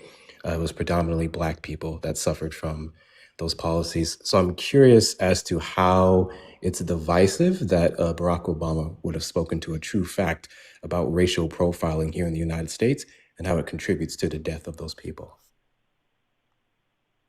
I mean, it's just, you just don't need to be focused on race so much, Sir. Like, that was his whole point, is that he was a Black kid. That was the whole point. And he wouldn't say that about any white kid that got shot. There are white kids who have been shot by police. There isn't a systemic effort or history to show that white kids were discriminated against or shot by the police due to the color of the skin and the negative stereotypes associated with said race. Can you give me a negative stereotype surrounding white youth? A negative stereotype, like things that other people say about white youth? Yeah, negative stereotype surrounding white youth that is historically backed by certain policies I won't mention just yet. That has some larger historical events that align with the wrongful perpetration of these stereotypes. I'm curious if you can give me that. Well, I'm not sure if you're talking about things like DEI policies or if you're talking about things like people might insult some white kids as trust fund babies or country club kids or something like that. Those are different trust things. fund babies and country club kids. The closest one you can associate with white people is country clubs, because historically Black people were excluded from country clubs. But even still, I wouldn't say that's a racial thing. So can you try again? Well, I was talking about this earlier, but DEI policies at universities. Sir, I don't think you understood the question. I'm going to try and ask it again. So the question was specifically if you can give me a negative stereotype associated with white youth that is also tied to some historical event or tragedy. When you mention DEI, the problem with that is A, that's not a negative stereotype. And B, if we're to talk about the actual impact of DEI policies that predominantly served white people, white women specifically. So if you can give me that negative event associated with white youth or negative stereotype associated with white youth, I would appreciate it. I mean, I'm not sure. I'm not sure exactly what kind of answer Okay. is going to fit No what problem. you're No looking problem. for. Let's try and reverse it. I'm going to give you another chance to try with a different demographic. And then if you can't get that, I'm just going to give you one. We're going to move this conversation along. So can you give me a negative stereotype associated with Black youth? I mean, I would say the same thing. There's like different, people call them thugs and criminals, and that came out awfully fast. I want to point this out. I asked you to give me a negative association with stereotype associated with white youth, and you struggled with that one for some time. When I referenced Black youth, that came out very fast and accurately. I'm not saying, hold on. Very quickly for I'm not both of them. saying you think that way about Black youth. That's not what I'm saying. I want to make that super duper clear. But you're aware of the stereotypes. You're aware of the negative connotations that is often put on Black youth. Versus when I mention white youth, you struggle with it. So I'm curious, good sir. If you I didn't struggle with white youth. I was struggling to understand what your question is. I repeated it 3 times, and you still couldn't give me anything. That's why I literally gave you an example, or asked you for an example from Black youth. So I'm gonna say this with your understanding now that we understand that you have one for Black youth versus struggling more with white youth. That means you can acknowledge that there was a problem here, or it still is a problem, with how people view Black individuals, especially Black youth, and how that is also very much directly aligned with Black shootings, specifically by police officers, despite there being no cause or evidence of them being threatening or a thug or anything of that nature. So when a Black president, the only Black president, relates to that experience, because he, as a Black youth, would have also historically or in his life have evidence of experiencing the same thing, how is that him making everything racial? I just think if you had a white president and there's a white kid that gets shot, the white president's not going to be like, yeah, that could be my kid. I don't, I think if a white president, upon an unjust shooting of a white kid, said, that could have been me, as an example of police brutality and qualified immunity being a loophole for officers to get away with murder, the entire country would be perfectly fine with it, because he would be correct in his assertion, versus Black youth, who historically have even more reason and even more cause to say Black cops have been used to target Black youth, to target Black communities, and discriminate and kill and harass and terrorize and everything else. And when we say that for Black youth and a Black man says that could have been me, I think we should acknowledge that he's right. I think we should acknowledge that police brutality, regardless of race, is a horrible thing. And the mere mentioning of race should not make you so bothered. Do you know that I'm a Black man, sir?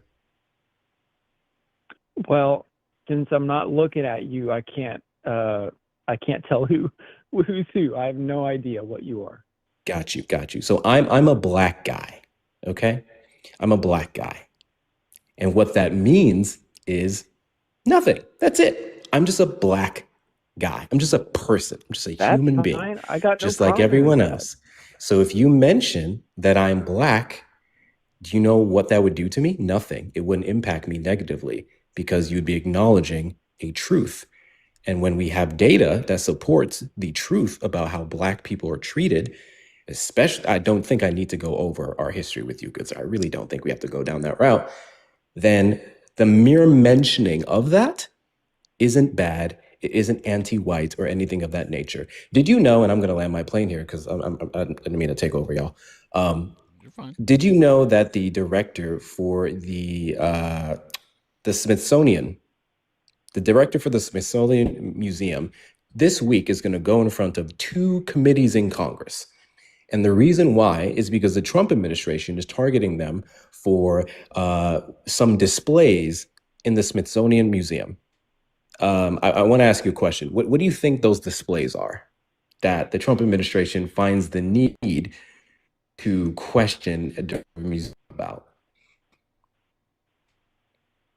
I have no idea. I don't really care about museums that much, to be honest. I think museums are important because if we don't know our history, we're bound to repeat it. But that's a personal opinion. So the reason why they're going in front of these committees is to testify for the portrayal of slavery specifically, and other elements of his negative history, I would argue, with indigenous groups, so on and so forth. Because the Trump administration believes that the portrayal and the depiction of slavery in the manner that it was, which few examples, our babies were tossed to alligators. Our men were buck broken. If you guys don't know what that means, we're going to get a little graphic here. Bent over and penetrated against their will. Our women were raped as well. We were whipped senseless, so on and so forth. So the depictions of those things in these museums, the Trump administration says, well, that's negative. That's not good. That's not accurate of American values. Do you deny any of the things that I mentioned happening in American history? I mean, I don't know, but maybe they did. Probably they did happen somewhere. On the other hand, should that be in a museum? I don't know. Seems kind of graphic.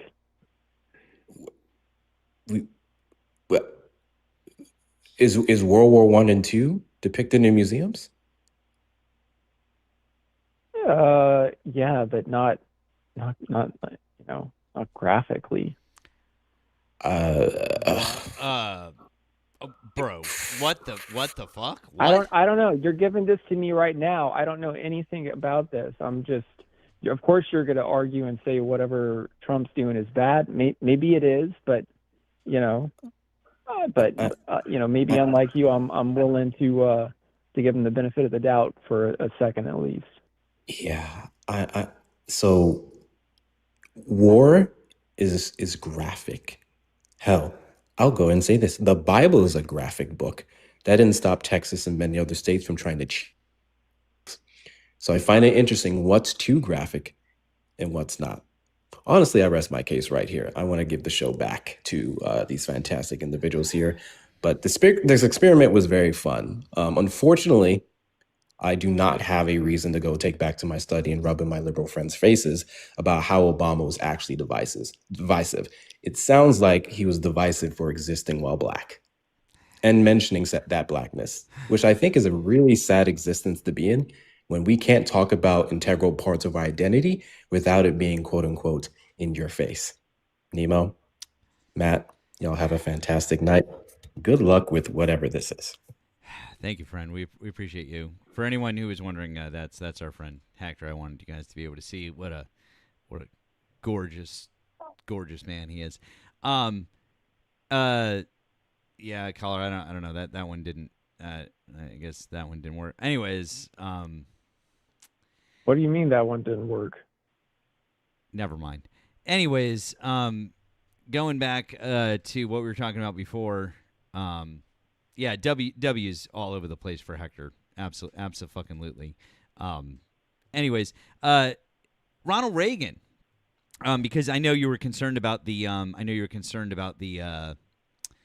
About the Democrats opening up the border to help make jobs. Anyways, here is Ronald Reagan in 1980. Rather than making them or talking about putting up a fence, why don't we work out some recognition of our mutual problems, make it possible for them to come here legally with a work permit, and then while they're working and earning here, they pay taxes here. And when they want to go back, they can go back, and they can cross and open the border both ways. And if that wasn't enough, which you might not be aware of this. It is true our borders are out of control. It is also true that this has been a situation on our borders back through a number of administrations. And I supported this bill. I believe in the idea of amnesty for those who have put down roots and who have lived here, even though some time back they may have entered illegally. With regard to the employer sanctions, we must have that, not only to ensure that we can identify the illegal aliens, but also, while some keep protesting about what it would do to employers, there is another employer that we shouldn't be so concerned about. And these are employers down through the years who have encouraged the illegal entry into this country, because they then hire these individuals and hire them at starvation wages and with none of the benefits that we think are normal and natural for workers in our country. And the individuals can't complain because of their illegal status. We don't think that those people should be allowed to continue operating free. And this was why the provisions that we had in with regard to sanctions and so forth. Now then, do you know how many people were granted amnesty in 1986 by the Reagan administration? Amnesty meaning they were here illegally, but then they were allowed to stay? Yep. No, I don't know. Well over 3 million. So if you're going to make a claim that one side or the other did something to juice those numbers, pretty sure you should be looking right at the guy who said we should have an open border for people to cross and work, and then granted amnesty for those people 6 years later. I mean, I agree with some of what he said there. I don't agree with other parts of it. I understand you don't agree with it. That doesn't really matter. You made a claim that it was the Democrats who were the ones who were doing it, and I just blew that out of the water because no one has done anything like what Ronald Reagan did in the 1980s. 30 million is the number I'm hearing in recent years. 30 million by Democrats. 30 million. Wait a second. Hold on. I'm sorry. Is your claim that in 4 years under Joe Biden that 30 million people crossed the border? Well, it may not have been all under Biden. You know, some of those may have been under Trump 1, but I think most of that was cool. Under Awesome. Biden. I would love for you to show a source that would prove that. Fantastic. I don't have my. I know I you mean, don't. I'm not- I know you don't. I know you don't. Because here's the thing: there is no source that proves that. It's a lie. There's zero evidence to support what you are saying right now. Zero. None. Zilch. Nada. Okay, I mean, there's a lot of people that disagree with you. No, there's so- not people. There's people that disagree, but that's an opinion. They can't actually provide evidence and facts and sources in the way that we can that would show, hey, if somebody crosses the border, we call them undocumented, right? They're undocumented. Because Right. What does the word Yeah. undocumented mean? They don't have documentation. Well, they don't have documentation, but it also means Yeah. something else. Do you know what it means? Well, it means that It means that you're we gonna say didn't. It means that we didn't encounter them coming in, which means we couldn't exactly, which means we means that couldn't you don't- document them. So hold on. Which means that you Hold can't on. prove No. there aren't 30 Hold on. million. Time out. You're running face first into the point. So if they're not documented and we don't know that they came in, how can you say that 30 million of them came in if they're undocumented? How can you say that they didn't come in? Fantastic. I'm so glad that you asked that question because we have an estimate of the undocumented population in America. And while we don't have an exact number, we do know from a study based on what DHS did over a 40-year span, saying how many people were here as the unauthorized population in the United States before Joe Biden's term and how many people were here roughly after Joe Biden's term. That number is somewhere around 2.5 to 3 million. And that number's from who? Department of Homeland Security, the government, Under DHS. Biden. Actually, the report came out at the beginning of 2025. Well, And by the way, the report was started long before Biden. It's a 40-year study.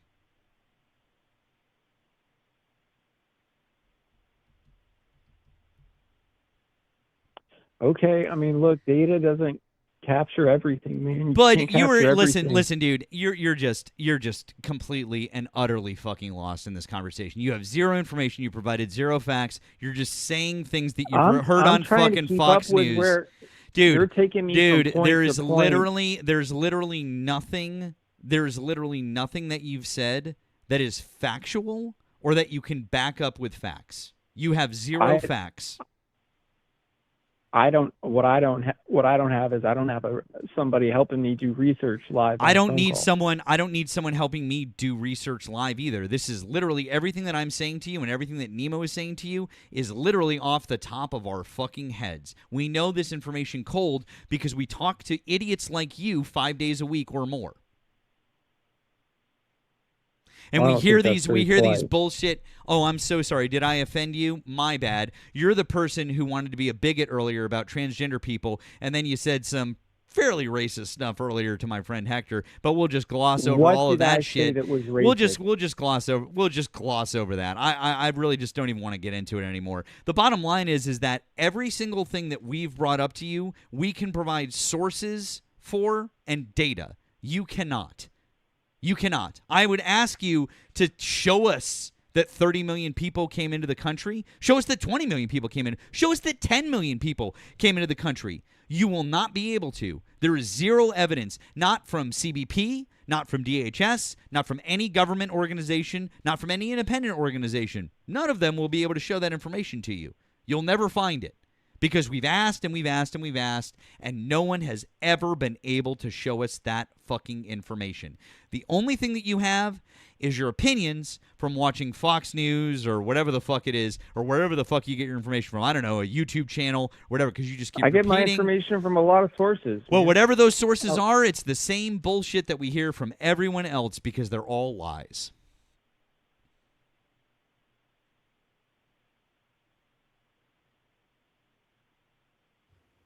A lot of this is just, based on vibes. It is based on the feeling that, well, Republicans talk about how they want to cut wasteful spending and they want to cut taxes. So they must be better with budgets. Therefore, they must be better with economies.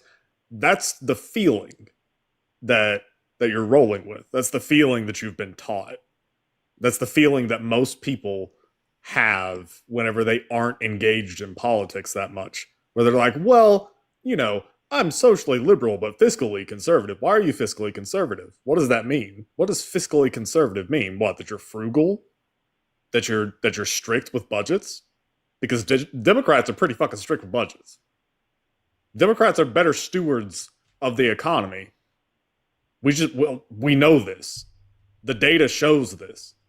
Republicans are the ones that want to say, fuck it, let's just let's make these changes here and we'll figure it out later.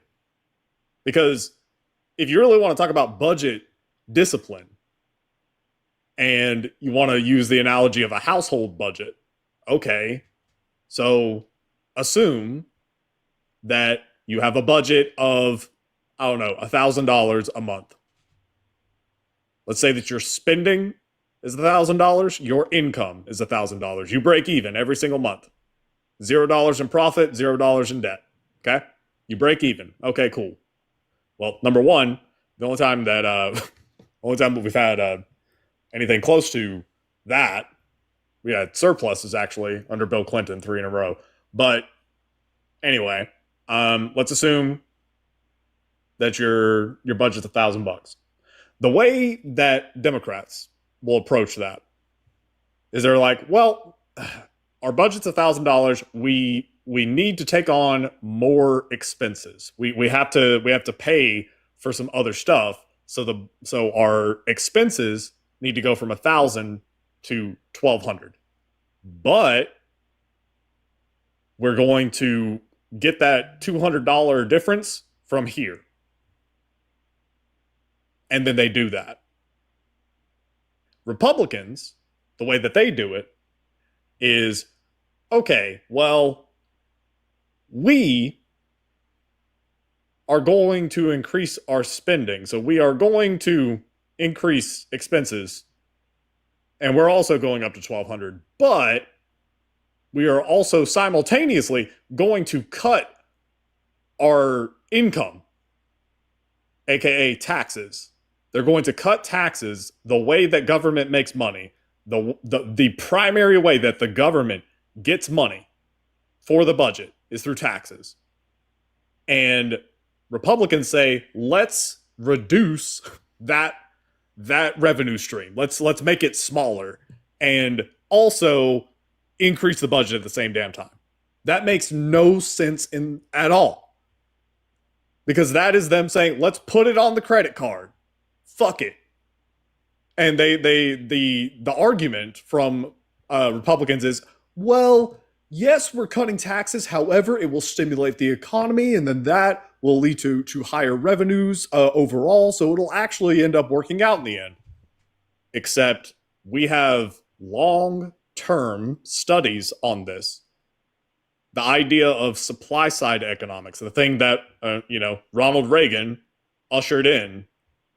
Reagan was correct on very few things. One was tariffs. One was foreign aid. One was amnesty. Well, immigration broadly. So those three things he was correct on.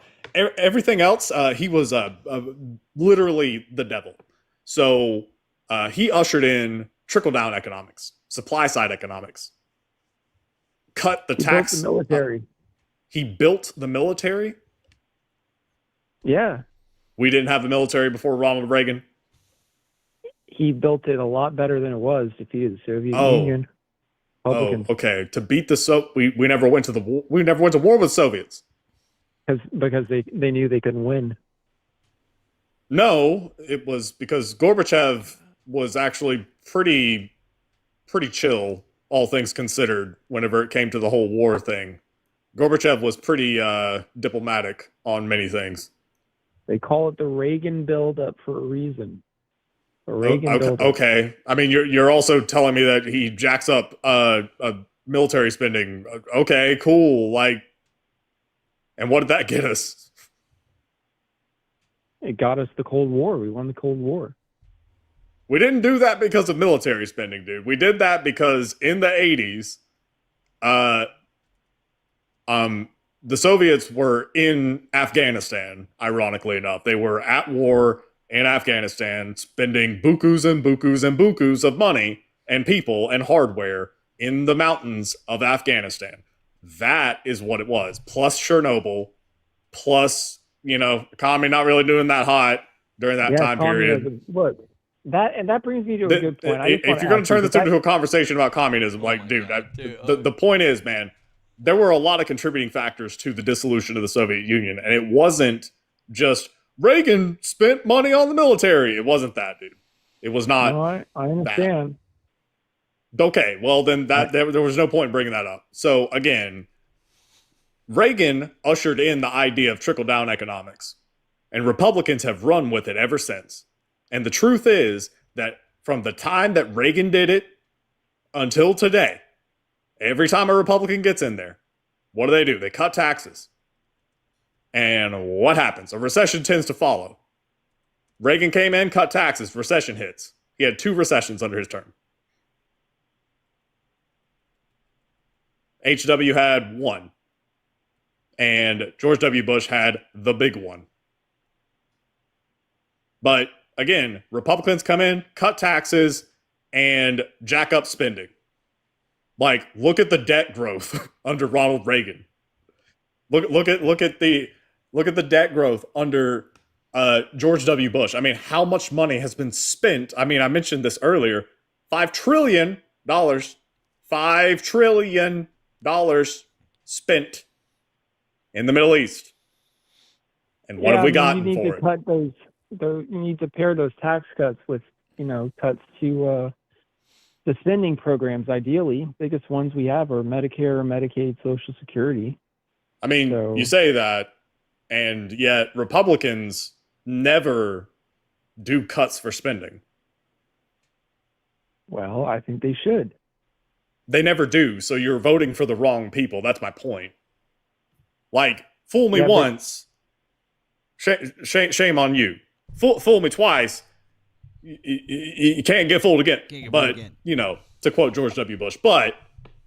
I mean, it's different ideas about how to run an economy, right? Okay, well, you're right. They do have different ideas on how to run an economy, and the Republicans have run the economy, or, well, like the logic that Republicans have brought in, that Reagan brought in.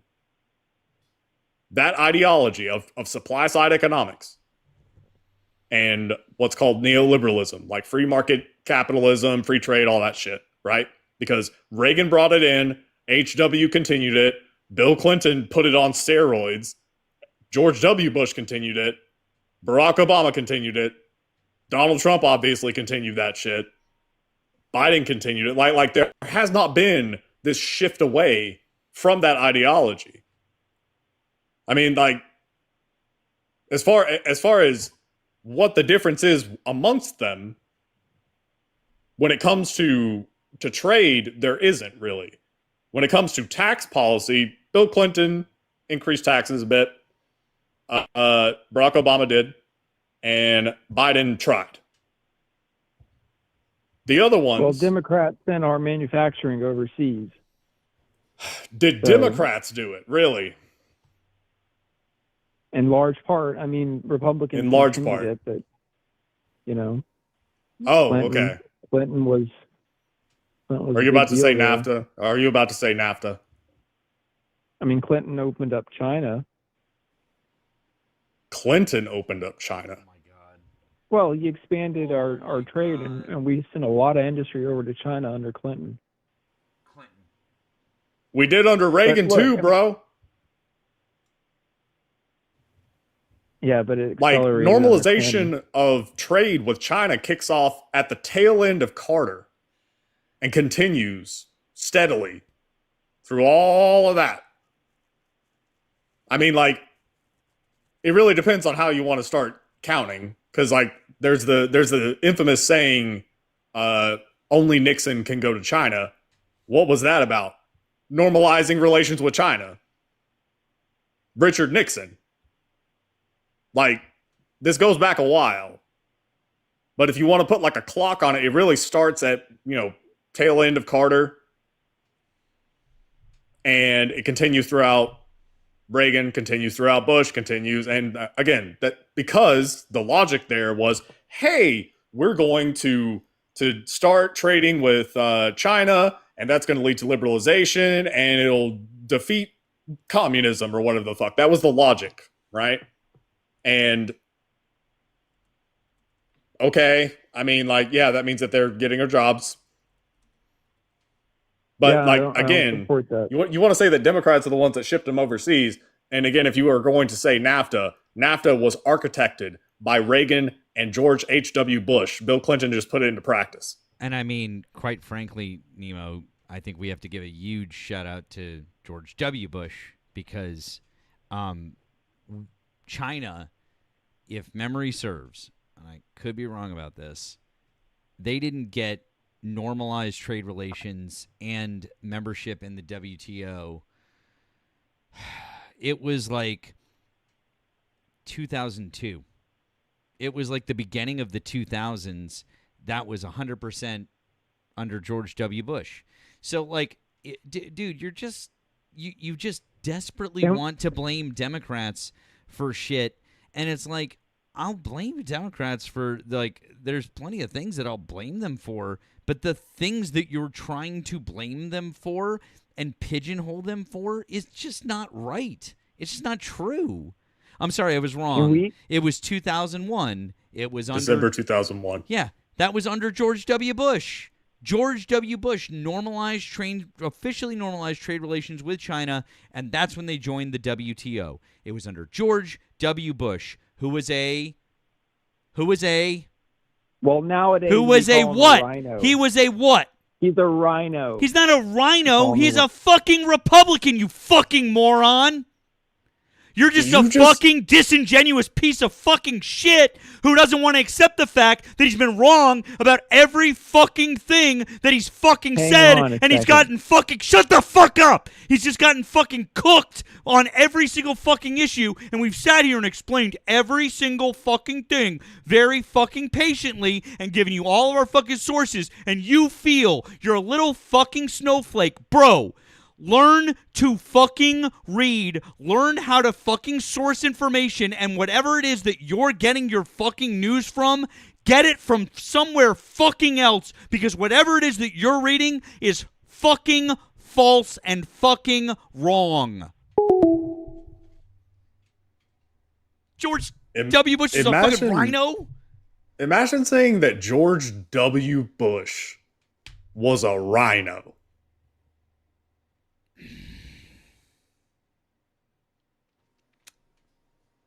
Everybody knows that Dick Cheney was merely a Republican in name only. Like, Dick Cheney was totally a secret Democrat, obviously. Yeah. George W. Bush. Anyways, real quick, we have a few different things. I do. I'm sure Nemo does. That call was a while. Thank you to Jacob. He said, I know they taste great, kids, but Smokey the Bear says paint chips are bad for you, dumbass.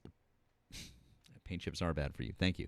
Tammy, thank you so much, Tammy. Tammy, this is from earlier, who said, we're still waiting for all of the manufacturing to come back that he promised in 2016. Tammy's spot on. In Trump's first term, he lost so many manufacturing jobs that we never got back. He's still at a net negative for manufacturing jobs overall. Period. The end. That's just where we're at. Thank you to Christian on the Blue app. Thank you. For the 25, you said, please share with Nemo. I absolutely will. Thank you, friend. He said, this man's argument that the economy under Dems is only good because of illegal immigrants would be a great argument to keep letting them in and not fucking mass deport them.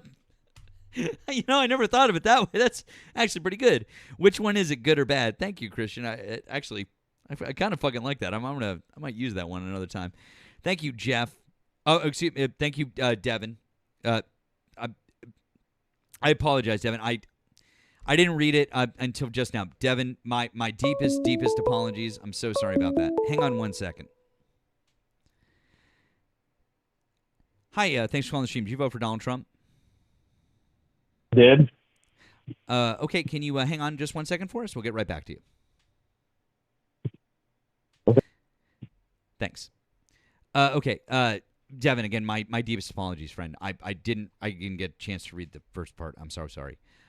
This guy needs to stop saying trans ideology. We are not an ideology. We are just people. Saying we're an ideology dehumanizes us. People only say that because they're anti-trans bigots. Leave us the fuck alone. See, caller? They just want to be left the fuck alone. Just fucking leave people alone. The only people that are talking about them are the people that want to attack them. That's it. Okay? Thank you to Ryan, who also said on the pay of the pal, the transgender argument pisses me off more than any other bullshit MAGA talking point. It's fucking manufactured from Stephen Miller and the other Nazis to win an election. 100%, all the way. And then over on the tube, thank you. A couple of thank yous here. Thank you to Above Infinity. I wonder if Mr. Holier-than-thou born-again fascist knows what an unacknowledged special access program is, since he's, quote, all about waste and fraud, abuse, and government spending. Excellent point, Above Infinity. Thank you.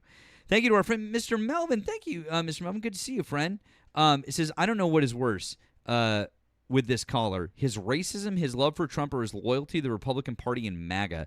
I will say that his willful ignorance is angering and dangerous because it mirrors other Trump supporters.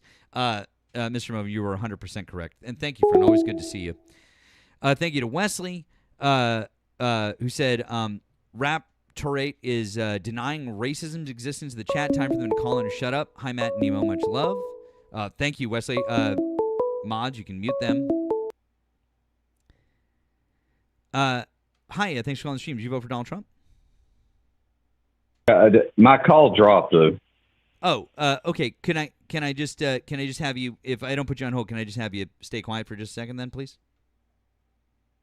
I can, but I can ask you one question. But go ahead. Fine. No, I'd like you to stay quiet, please. We're reading off some thank yous, and then we'll engage with you. I'll stay quiet. I'll stay quiet. I appreciate it. Thank you. All right, and then thank you to Melvin. Again, it says it's at this point in time, he knew he effed up. Just hang up and skedaddle like a stereotypical MAGA.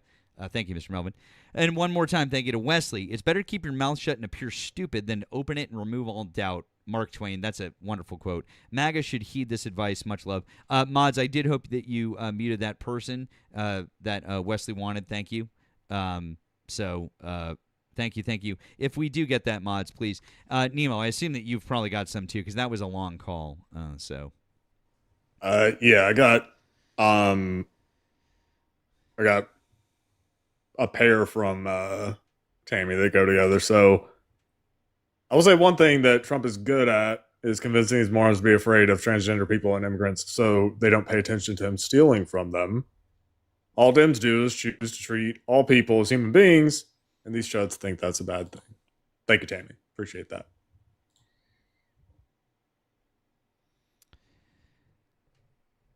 All right. Guys, once again, if you want to offer additional support to either of us, please, you can do so via links in our bios over here on TikTok, or if you're over on the tube, you can do so via the description. Right down there, we have links in the description. We appreciate it. Hi, caller. I appreciate you waiting a moment. Thank you. We just need to read off those thank yous. You're a Trump supporter? Hello, caller. Hello, caller. Are you there? I guess. Okay. I think we had somebody in the box over here. We have Jaywood and Eric. Let's see what Erika. We've talked to Jaywood before. See who Eric is. Eric, hi. Are you a Trump supporter?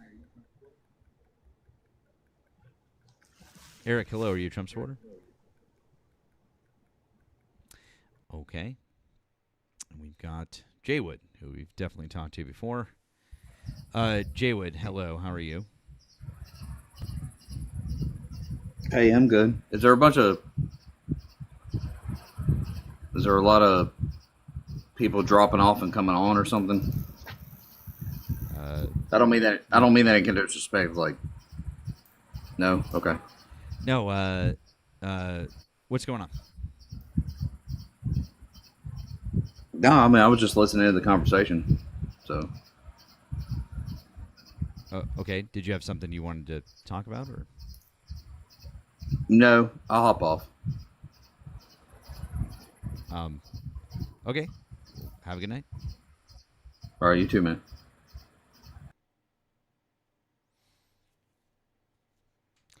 Okay.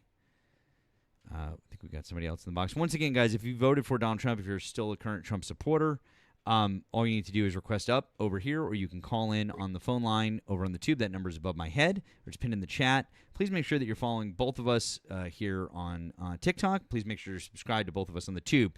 If you want to get Nemo's, you can find it right down here in the description of the video, or you can find it in his link tree. It's real simple. If you're not subscribed to both of us on the tube, please do so. Dat White, hi. Are you a Trump supporter? Yes. Okay. How old are you, and what state did you vote in? I'm 19, and I live in the state of Ohio. Why do you still support Donald Trump as of July 2026? Well, my thing is more or less, at this point, it's not whether like, I absolutely disagree with his stance with Israel right now. I'm starting to fall back on him a little bit. But I won't even really go into that because, like, that's a whole, I could go on that for 2 hours. But I think that whether or not people like it or not, he runs his mouth a lot. I understand that. But when he talks shit, he's standing there and backing it up, unlike any other president we've ever had before. I would disagree big time. Holy shit. Really? Let's hear it. Yeah. Well, I mean, you say he talks a lot of shit. I mean, he does. He doesn't back it up. I mean, there was a term created for it, taco, right? Trump always chickens out. And I mean, the truth is that it's done for market manipulation. He and his buddies are basically using advanced knowledge, foreknowledge of policies that are or things that he's about to say to make bets on the stock market, whether that's shorting it or investing. So, but Trump always says crazy shit and then backs away from it. Right, but with the ongoing war that's going on, are we talking about this like any at all? Has this been any relevance to? I just got in here. Like, we can talk about it, yeah. Yeah. So like my thing is, he's trying to figure out a way to open the strait, and then all these fucking Iranians are holding this up and wanting to kill him and all this other shit. But he's still over there fucking their shit up. I mean, yeah. And also turn that flag the other way around, bub. That shit's disrespectful as fuck. It's actually not. Do you understand flag code? Do I understand what? Sorry. He doesn't. Flag code. Do you know what that is? Do I know what flag code is? Correct. Inform me, please. Okay. So if you don't know what flag code is, then don't tell me that it's disrespectful. First off, number one. Number two, flag code is how you treat the American flag. The practices around the American flag, the right way to display it, how to handle it, that kind of thing. Displaying a flag upside down, according to official American flag code, is a sign of distress. I have it upside down because this country is in extreme turmoil right now.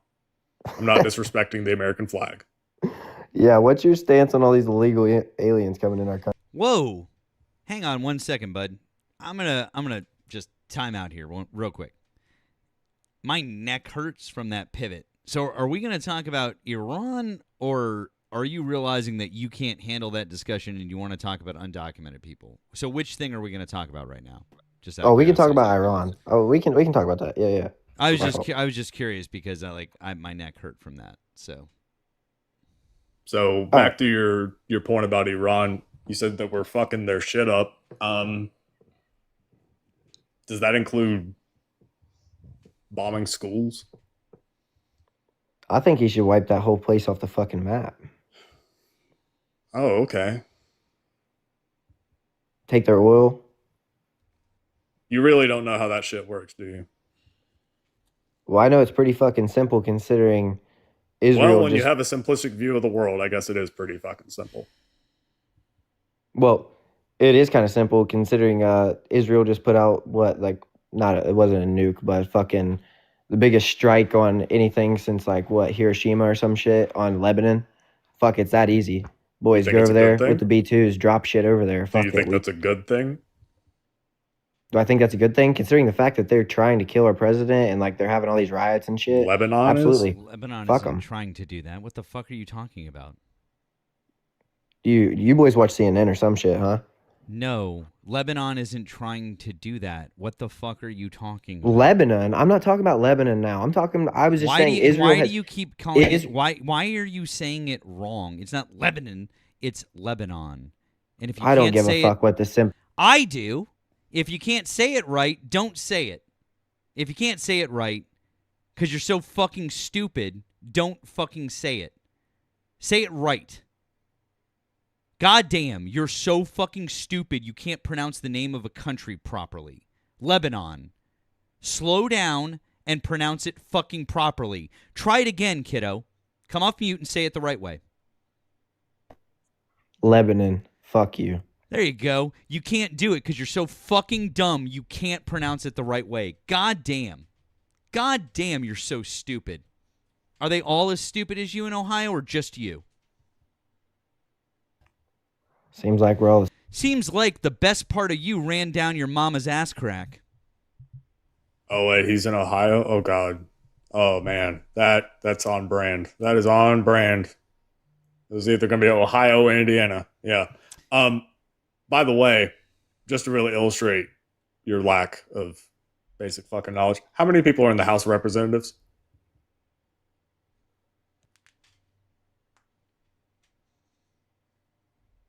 Come off mute, bud. Oh, you're running away now? You know we can tell whenever you go out of the app to Google something, right?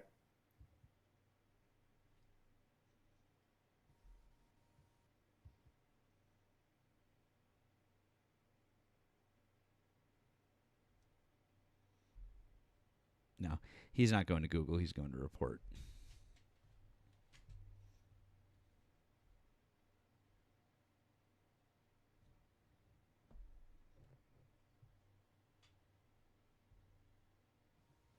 Damn, Trump supporters. Y'all fucking suck.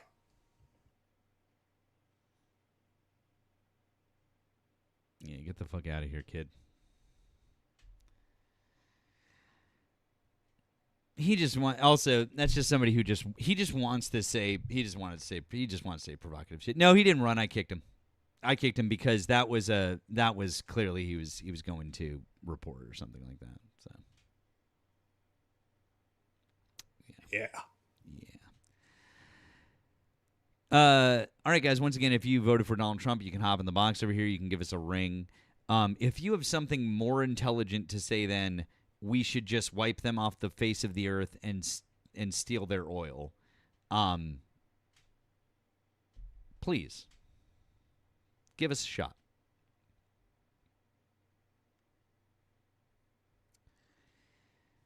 I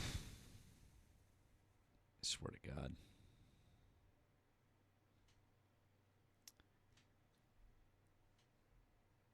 Yeah. Let's see what we got here. Thanks for calling the stream. Did you vote for Donald Trump? Yeah. How old are you and what state did you vote in? 28, California. Okay. Why do you still support Donald Trump as of July 2026? I mean, I would say I'm wavering with this term, but the prompt you guys have is what I'm curious about. You say Trump is destroying America. Yeah. Yeah. I'm curious what your guys' reasons are behind that. So recently, Marco Rubio gave a speech, and he talked about a blacklist. He talked about left-wing terrorists, as he put it. And it was ultimately just public commentators, public figures in the U.S. who were left-wing, and labeling them as dangers. Donald Trump signed this memo last year. I think it was September of last year. It was a special kind of memo. So it was called NSPM 7. So it's a national security policy memo, I want to say. NSPM 7. You can look it up. And NSPM 7 says that anybody who is critical of capitalism or Christianity or America or believes in certain left-wing ideologies, or anybody who is anti-fascist, they are domestic terrorists. They're threats to the country. This was NSPM 7. It's publicly available. So to say that he's destroying the country, both of those are examples of curtailing freedom of speech, freedom of belief, freedom to assemble, freedom to petition your government. First Amendment. Donald Trump's going after it. Donald Trump's also going after it by going after the media by threatening to strip them of their licenses, FCC licenses, threatening to strip certain outlets of press credentials, trying to sue news outlets, saying that it should be illegal for CNN to say bad things about Donald Trump all the time. Those are just some examples of how Donald Trump has been going after the First Amendment.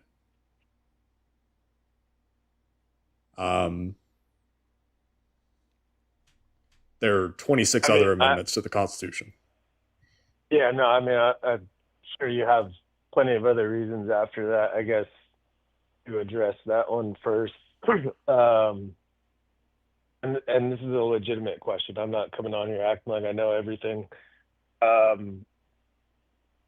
Would you say that some of those same things happened under the Biden administration? No.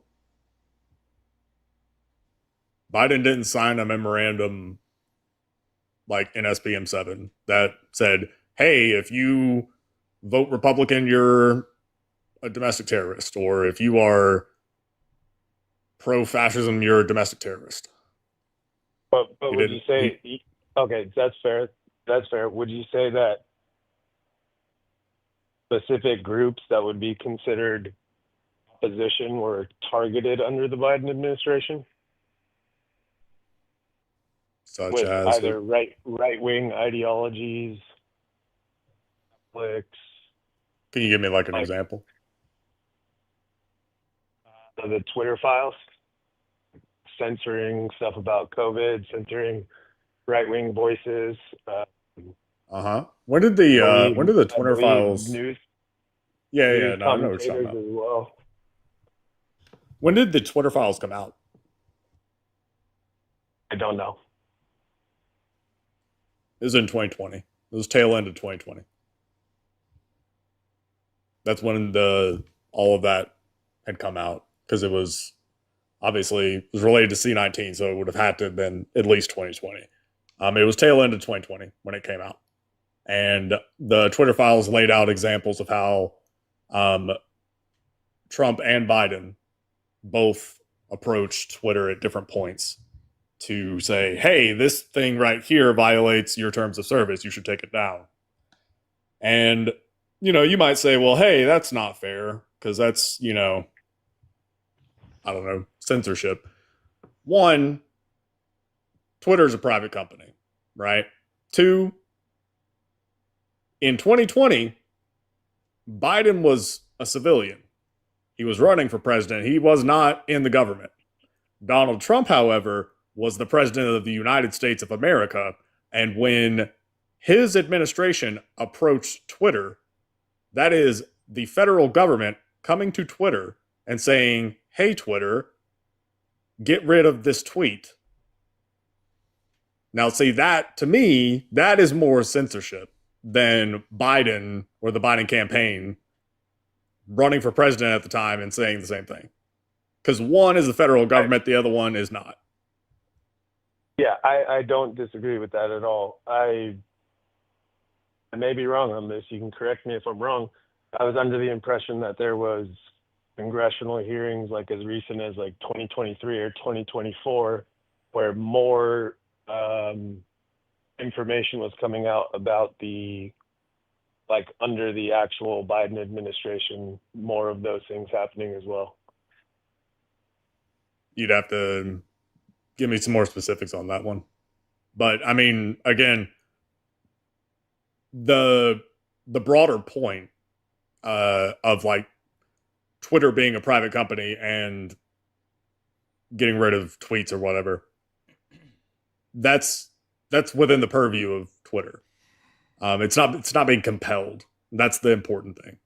I can actually probably make this simple, a little bit simpler, caller, to Nemo's point. Did any of those companies sue the government for having their rights violated by the government? Did they sue the government? I'm not aware. The answer is no. So, seems like they may not have had their rights violated, unlike the Associated Press, who sued the Trump administration because he curtailed their First Amendment right, or the college students at Columbia University who did the same thing, or the other folks that have gone after the Trump administration for violating their First Amendment rights, and then federal judges found in favor of those people and said that the Trump administration did, in fact, violate their First Amendment rights, which is why he tried to kick out the Associated Press from the White House press pool and then was forced to reinstate them, all over the fact that they printed Gulf of Mexico instead of Gulf of America, because the Associated Press is an international press organization, and if they printed Gulf of America, it would be confusing to everybody in the world. So they printed Gulf of Mexico. But Donald Trump tried to kick them out of the White House press pool, and a federal judge said, no, you can't do that. That's against the First Amendment. So you can say that you don't like the fact that both the Trump administration and the Biden administration asked private companies to help curtail misinformation as it was related to C-19, but they didn't do anything illegal to the point where they could be sued by private companies or different things like that. So I'm just saying, it didn't rise to that point, but it certainly has risen. We already have 3 separate instances just with the First Amendment relating to Donald Trump just in this term, where a federal judge has found that he's violated the First Amendment.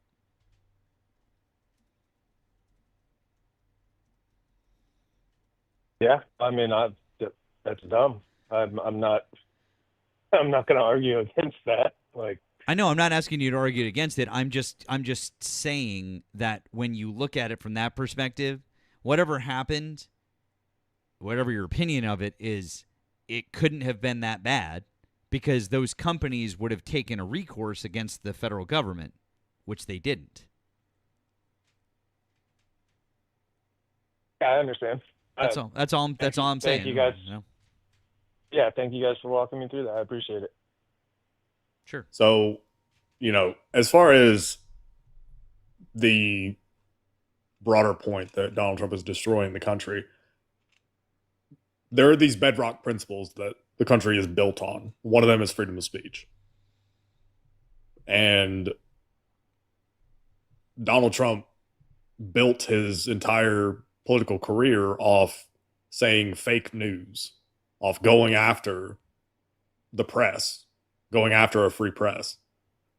But, it's not just the First Amendment. Donald Trump's also, he has said some really concerning shit regarding the Second Amendment, the right to carry a weapon, which, I don't know about you, I am an enjoyer of the Second Amendment. Born and raised in Georgia. I am as well. I'm not actually aware of what you're talking about, or it's not coming to mind. Yeah. So you get situations like, in his first term, he did the bump stock ban through the ATF. But his recent statements are way, way, way more concerning to me because honestly, like, bump stocks are pretty fucking insane. Like, the fact that those are a thing is crazy to me. Same thing with binary triggers. Like, no, those should just be very, very illegal, but whatever. The things that he said about the Second Amendment this time around are actually concerning. So, the one, actually, this comes from his first term, which was take the guns first, due process second. Not a fan of that. No, thank you. And the recent one from this term, let me get the audio on it. Actually, I think that the audio sucks on this one. Basically, he says that you can't bring a gun to a protest. Yeah. And that was in reference to Alex Preddy. And the first one he said take the guns first, due process second. Yeah. So that one, the audio is clear on that one. I can play that one for you. Hold on. Oh, no, I believe you. Take the guns first, go through due process second. Yeah. So that was from, I think, 2018. Well, in Nemo, don't forget, he's actually got the NRA like against him now, which is fucking wild because they've been trying to take firearms away from a group of people just because of who they are. Like, and I didn't know we did that in America. I didn't know that we told people that just because of who they were, that they weren't allowed to own firearms if they're of age, not felons, and in a place where it's legal to own. Why shouldn't they be able to own a firearm? And then what was the context of the take the guns first, due process second? What were they talking about? So that was after, I want to say it was Parkland. It was the Parkland school mass unaliving.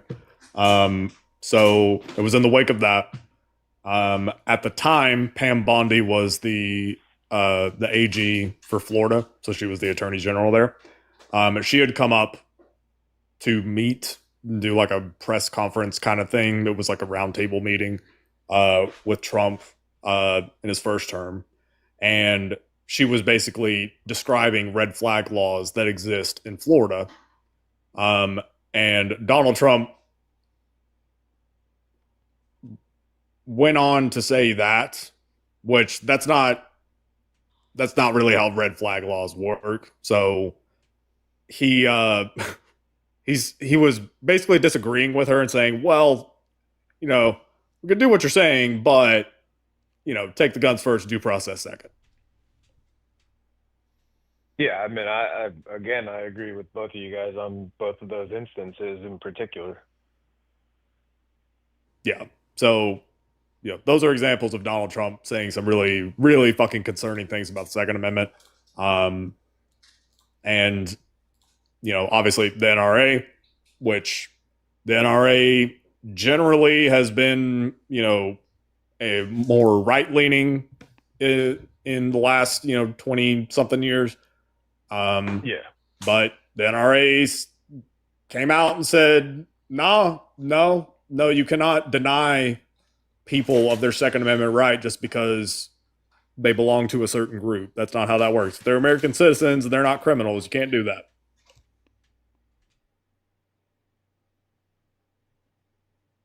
So yeah, I mean, all the instances you guys are giving me make perfect sense to me. I'm not like a hardcore MAGA person or like someone without reason, so I'm not gonna. I'd say those are pretty clear, like attacks on both the First and Second Amendment, like however far they went or didn't go. The fact that it's happening is concerning. I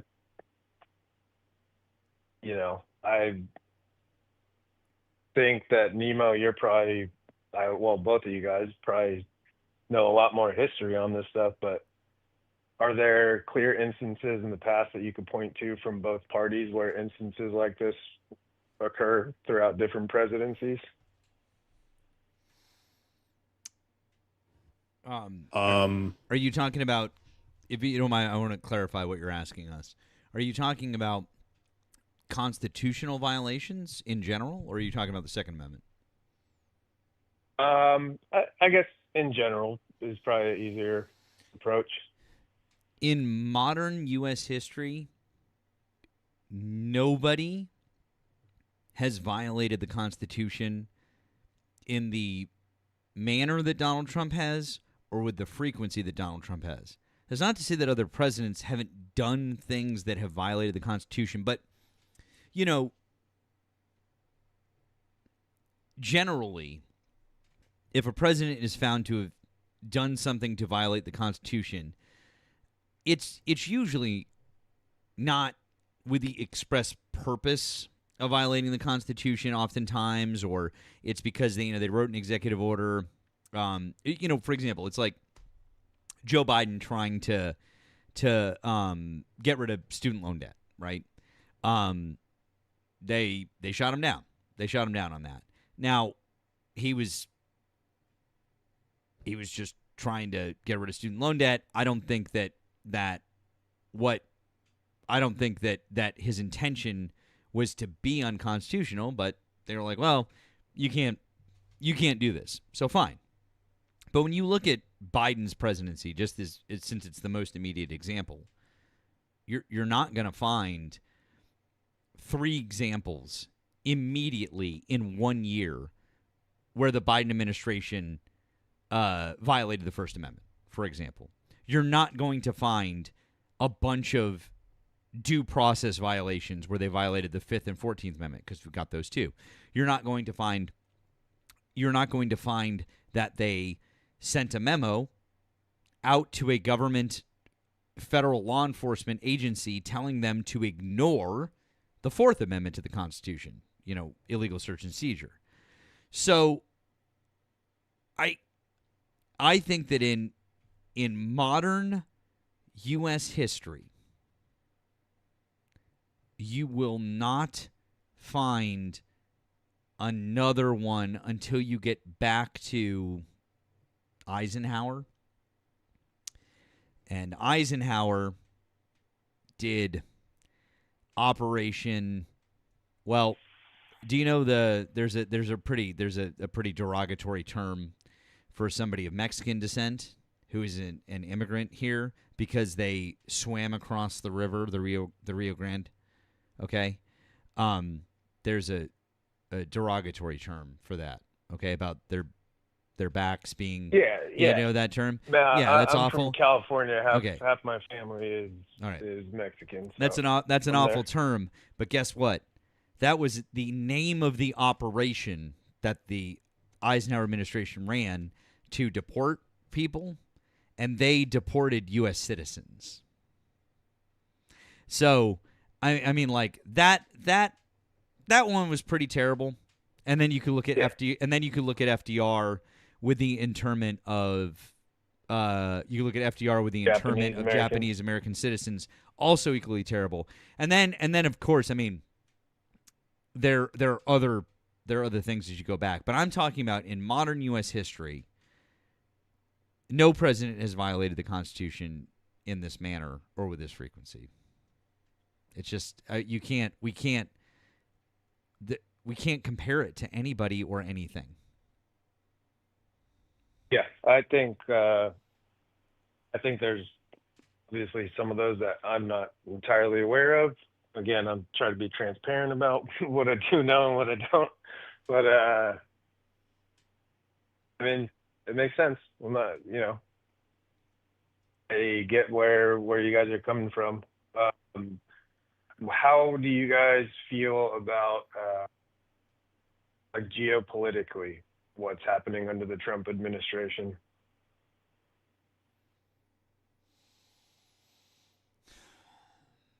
I mean, it's a disaster.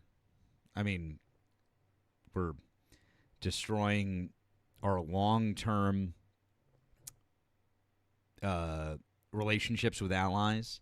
We're destroying our long-term trade relationships. We are destroying any political capital that we used to have around the world, where people used to marginally see us as the good guys. That's just gone now. Whatever good we used to do with USAID, that's been wiped away. I mean, we literally spent 60 years since the Kennedy administration. We've spent 60 years trying to be, quote unquote, like the good guy, and did all of these different things and projects. And listen, they weren't all like all this goodwill. It wasn't just like completely altruistic. We were doing this shit because it was advantageous to the United States. Don't get me wrong. Yeah, of course. But it was we did a lot of good shit. Like, we fed a lot of people. We gave medicine to a lot of people. We built bridges. We built roads. We did this. We did that. Like, kids got books and got educated, and schools were built, and hospitals, and blah, blah, blah. All this different shit happened. And, like, we did that for 60 fucking years, and it's gone. It's gone because we're pulling the funding for that shit, and now people are looking at us, and they're like, the fuck is wrong with you guys?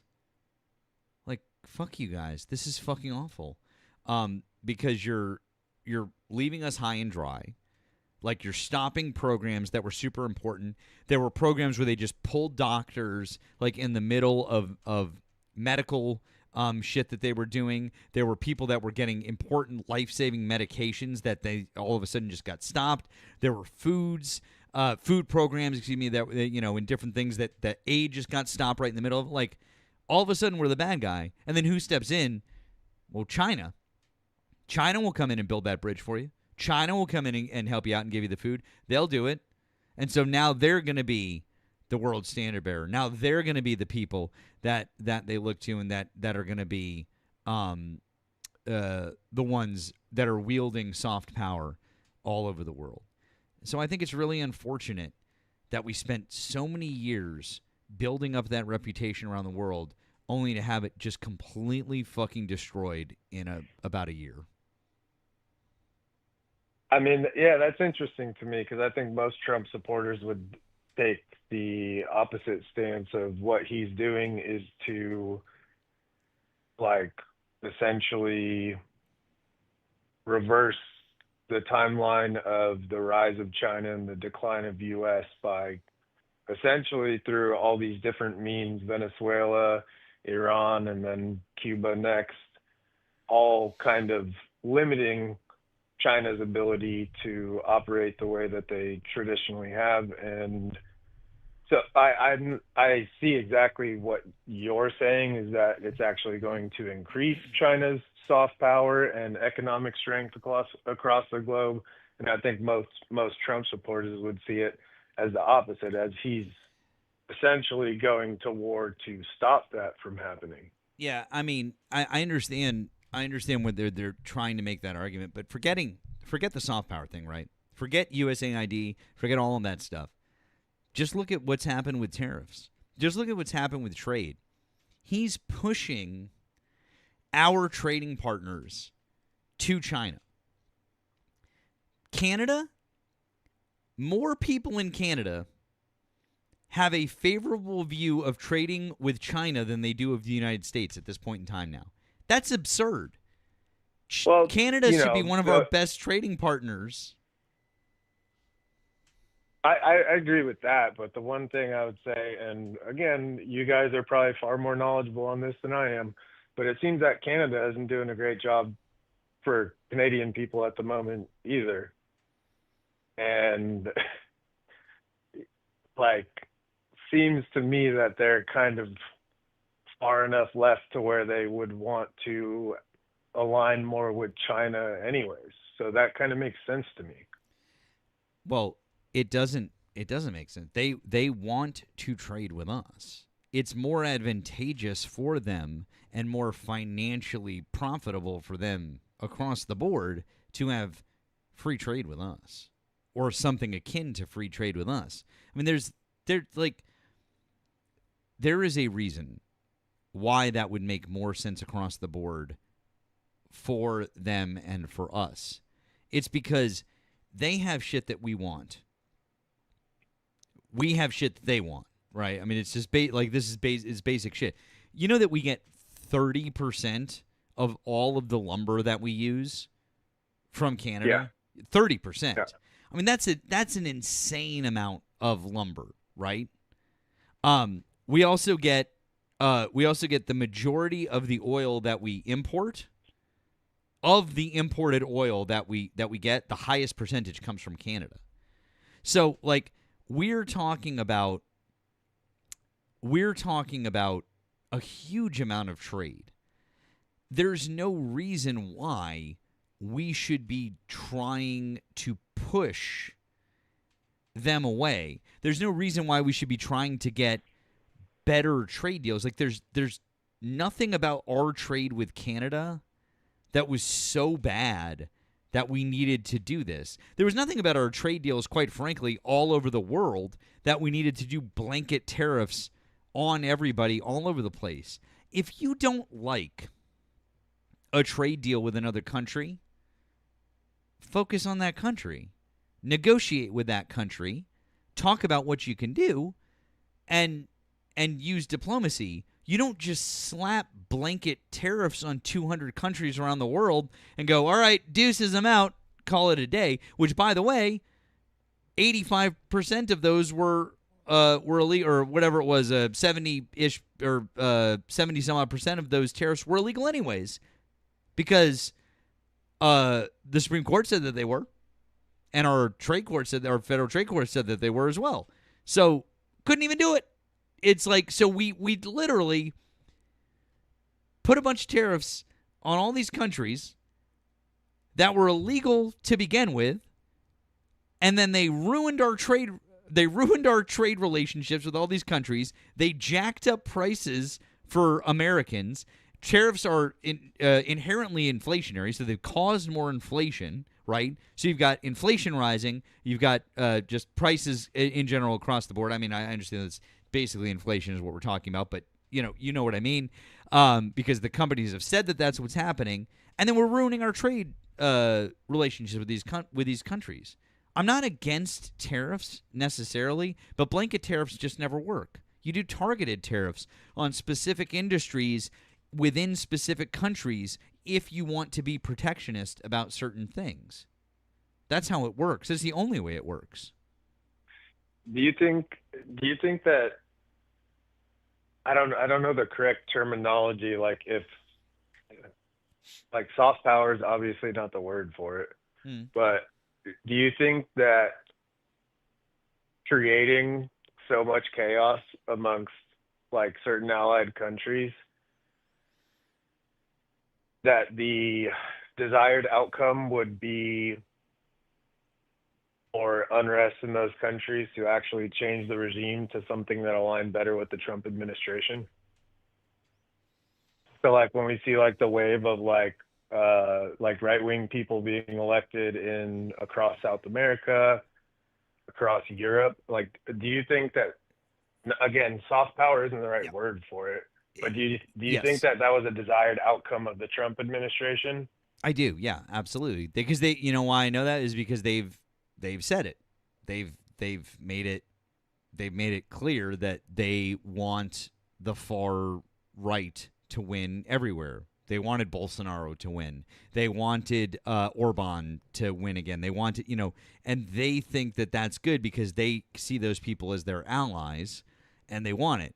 That's why you had Elon Musk, who obviously was one of Trump's biggest supporters and dumped $300 million into his campaign in 2024, out there supporting the AfD in Germany, which is basically just a bunch of neo-Nazis now. I mean, that's basically what the AfD is in Germany. I mean, whether people want to admit it or not, the alternative for Germany is super fucking far right, and they're just fucking white supremacists, like under a different name. So, like, yeah. But yeah, I mean, that's what they want. They've just come out and said it, and so they want to interfere because they do things like say that things would be really bad for Hungary. Oh, the United States, oh, this and that, blah, blah, blah. If this happens, things would be bad for Brazil because if you do this with Bolsonaro, that would be bad, et cetera, et cetera. Like, when have you ever heard a U.S. president trying to influence foreign elections in that particular way? Like saying that we're going to do something or not do something. When have you ever seen a U.S. vice president, a sitting U.S. vice president, travel to another country to campaign on behalf of a sitting world leader? Because that happened with Viktor Orban a couple of months ago. J.D. Vance went and campaigned for him. I did see that, yeah. Dude, that's fucking wild, man. Like, we've just never, again, this is all like unprecedented shit we've just never seen before. And I don't like that. I'm going to be honest with you. I would not like it if Joe Biden or Barack Obama I wouldn't like it if they were going to foreign countries and they were like campaigning for people. I wouldn't like it if they were saying to other countries like, we're going to do this. If this person wins, we'll do this. Or if that person wins, we're going to blah, blah, blah. Like, I don't like that. That's fucking imperialist. And, like, I don't, like, it's not our job. It's just not. I understand that we have interests in people winning and losing elections, but, like, that's not our fucking job. Yeah, no, I appreciate that. I actually, I think that you guys, I mean, that's one of the reasons I called is because I don't from what I heard of watching you guys on here, like I don't see you guys as like far left. I mean, I think you guys are people who legitimately care about the country and grew up in like, you guys are older than I am, but I think that you have kind of a nostalgic view of like what America was, back in like the 90s, 80s, whatever. And I am kind of, I'm definitely more towards the center, but to me, Harris wasn't the right option at all. And you guys can disagree with that. Everyone can disagree. I understand, but it is what it is.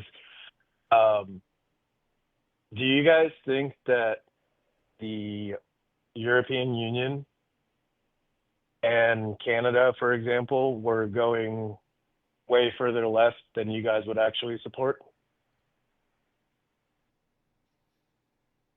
What do you mean? Yeah, I don't know what you mean. Same thing. Like the migration policies in the European Union, some of the stuff with Canada with like the MAID program, and yeah, to me it seemed like there was like the West essentially seemed like most governments were kind of in lockstep for like the past 10 years, and it seemed like they were all going extremely far left, like at the same pace, especially the European Union. And I'd disagree on that. So as far as like, and this is, we're talking about, Western countries. So the U.S. is kind of a, I don't know, a bellwether, I guess, for the direction of the West. Obviously, we have like a lot of influence, and there's going to be that, but it also, a lot of times there are these trends that are occurring, that will coincide. So, for example, 2016, Trump won, and the Republicans also got full control of the House and the Senate. 2016 was also the same year that the UK voted to leave the EU. Both of those were very much unexpected. And they were both right wing. And there was kind of a continuation of that in different parts of Europe as well. Like the EU, the EU is, it's like a mishmash, right? Because the EU isn't like, the US where, there are however many countries that are in the EU and they're basically like the states in the US. It isn't like that. It's kind of like, if you know much about the UK, it's more like that, where the UK is made up of England, Scotland, Northern Ireland, and Wales. Those are 4 countries, right? Yeah. But technically, the UK is the country. The EU, you have member countries, and I won't go into like how that shit works, but anyway, there are these trends throughout the EU. One thing I'd heard Matt bring it up, which was AFD.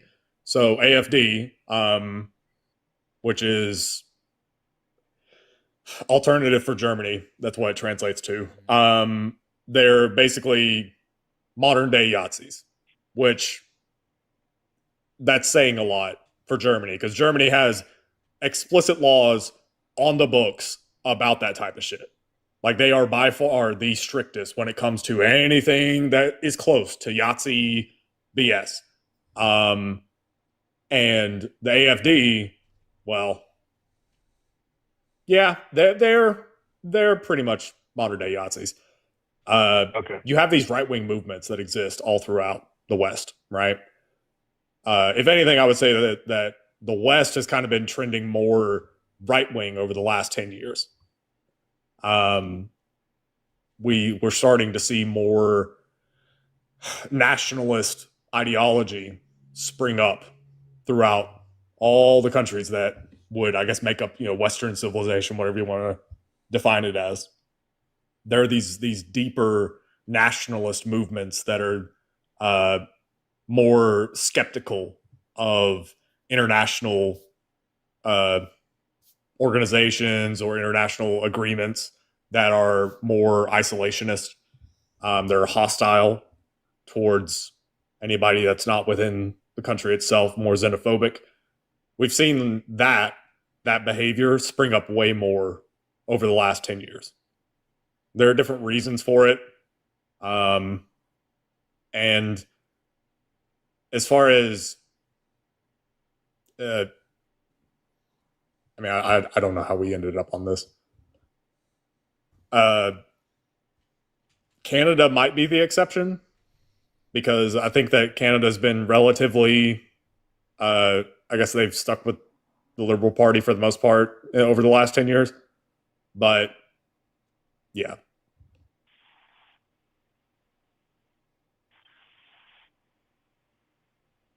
Do you guys, one thing that, sorry, go ahead.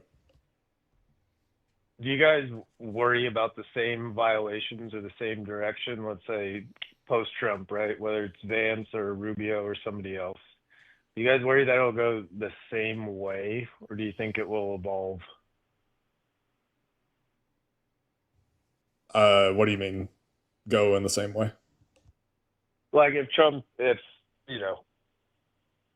sometimes I wonder if Trump's going to make it to the end of his term, but after Trump, let's say somebody on the right gets elected again in America, are you guys as concerned about them being like as egregious as Trump, or do you think it'll get better, get worse if it were a right-wing person, Rubio, Vance, whoever? So, I think that with Rubio and Vance, the difference is that they would be able to hide it better. Rubio and Vance are able to do politician speak. They're able to coat things in this politically correct sounding narrative. So they're able to, push through their policy, which would essentially be MAGA policy. But they're able to do it in ways that don't ruffle feathers or don't sound scary, even though it's literally the same thing. Do I think that it would be as egregious? I don't think that it would be as visible. It would be so. One way to think of it is like Bush versus Trump, as far as what those administrations did. So, if you look at George W. Bush's administration, you've got the Patriot Act, you've got the Iraq War, Afghanistan War, literally everything just related to the war on terror, like all of that shit. So that was, flagrant violations of civil liberties, right? Like, especially the Patriot Act, just surveillance and all that stuff. For sure. And obviously lying us into 2 wars. But the Bush administration, compared to the Trump administration, George W. Bush sounds like a sober politician, which is ironic because George W. Bush was not a sober politician. But George W. Bush and also Dick Cheney, they sounded like politicians. Donald Trump does not. Now, if you had to ask me whose first term was more destructive overall for the United States, George W. Bush or Donald Trump, I would probably have to say George W. Bush. Like, Okay. I mean, obviously, it's not like I like Donald Trump. I'm just saying, first term of Donald Trump, you get some tax cuts, and I mean, obviously, he fucks up big time with the C19. With George W. Bush, those are two forever wars and mass deregulation of the housing market that then sets the stage for the Great Recession and also the Patriot Act and also everything related to that. ICE is literally created in 2003. The Department of Homeland Security is created in 2003. Like these are things where you know, if I had to look at just the sheer amount of things that were done during George W. Bush's first term compared to Donald Trump, I would have to say that George W. Bush was probably more destructive on net, but that doesn't then mean that Trump is good. And George W. Bush was able to get that shit through because politicians speak. And so I feel like when it comes to Rubio and Vance, they would just be more effective at pushing the same destructive policies. You think the Democratic Party is going to be able to put up any candidates that, like anyone significant for 2028? It's not time to talk about 2028. We got to get past 2026 first. People need to realize that most major candidates aren't really going to pop out and show themselves until 2027. I think there's some good options, but I would say it's not time to talk about 2028 yet. Got to get past the midterms of 2026 first. Yeah, that's true. Well, I don't want to hold you guys up too long. I appreciate you kind of walking me through some of these things. What state did you say you were in? California. Oh, okay. Yeah, I mean, I'm not like, like I said, I'm not far right. I'm not entirely committed to like lifelong living on the right, nothing like that. I mean, I think worry about the direction the country's going. I think right now, like, I don't know. I think there's a lot of dumb people on both sides, but I think that there are a lot of people probably viewing it as almost like a flashback to like pre-World War II. Are you guys familiar with the Ray Dalio book? I think it's called Changing of the New World Order. It's something like that, but he outlines like the rise and fall of empires. And he talks about like a timeline with all that stuff, 80 to 100 years, which, we're right on track with essentially being the British Empire of the 19th century, which would put us, somewhere in between World War I and II at the moment. And so like geopolitically, it looks to me like all those pieces are kind of moving on the board. And as you referred to some of the countries in Europe becoming more like isolationist and all these things, I mean, that's kind of the lens that I view it through. And I view at least like recent history, again, going back to like the European Union, because it's a conglomerate of states, but then like the EU Parliament making laws for all of those countries. So I think a lot of people there are unhappy that, like, are we a sovereign nation? Are we not? Like, I don't know. Some of that stuff doesn't make sense to me. Canada, same thing. The trend towards like further and further left. I mean, I think the pendulum's swinging back to the right, obviously, because a lot of people are unhappy with some of the policies and ideologies that were popping up through that. But I kind of view it on that, like, China's the rising power, the U.S. is the declining power, and this is all those pieces moving on the board, people trying to, maintain power or not. I kind of view the left as aligning or more with being sympathetic to China in that sense, and like everything kind of being smooth at the moment would be more ideal for everybody, and getting our Amazon packages on time and at the same price and all these things. But I also look at it as like, if any of us had to choose who we wanted to be the global superpower, would it be a coalition of like China, Russia, Iran, North Korea? Like, would it be that part of the world, or would it be the West with, the foundations we have in government and law and economics and all these things? I feel like a lot of people on the right may not like Trump as much as some of the more extreme people, but I think they view a lot of it through that lens. I mean,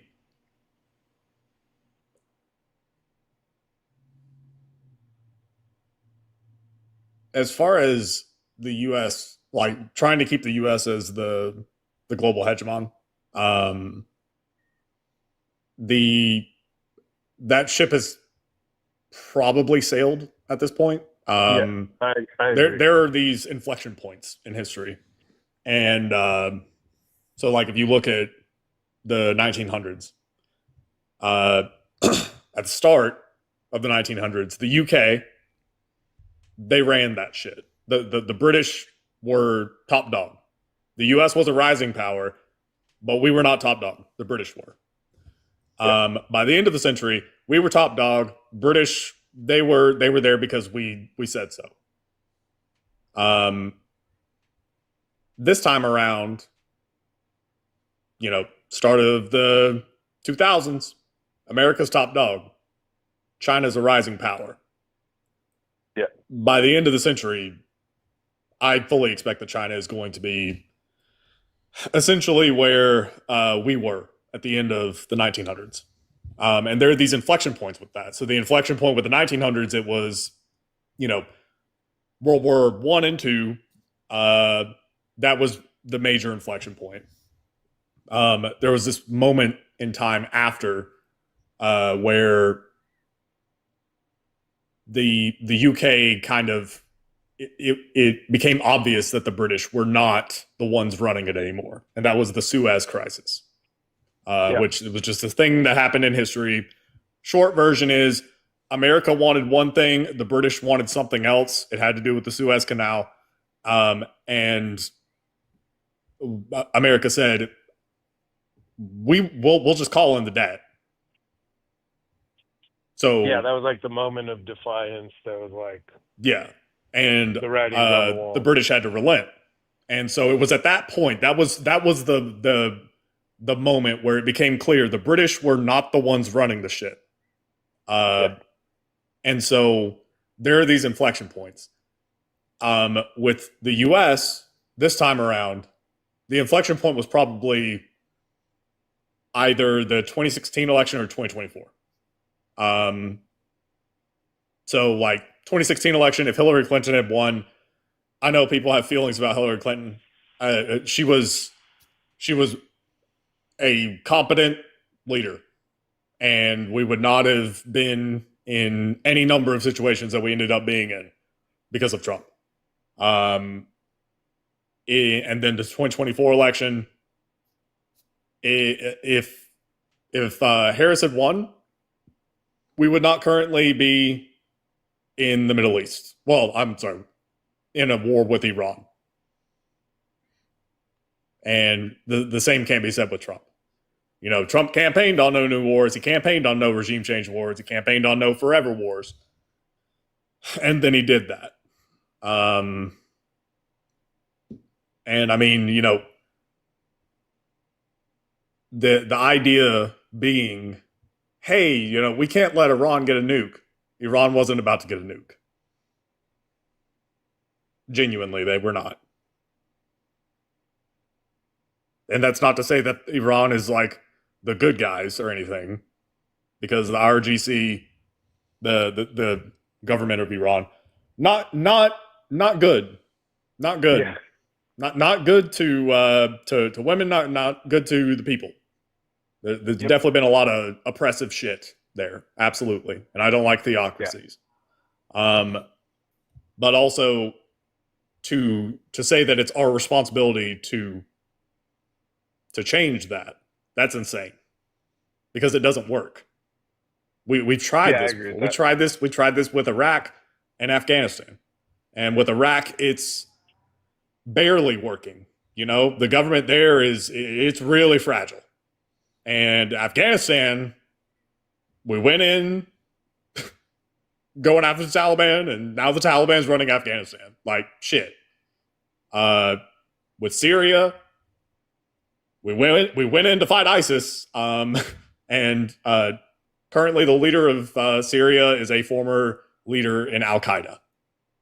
Yeah. Literally. Which, you know, ISIS and Al-Qaeda are not the same thing, but still. The point is that our involvement in the Middle East, it's been so bad.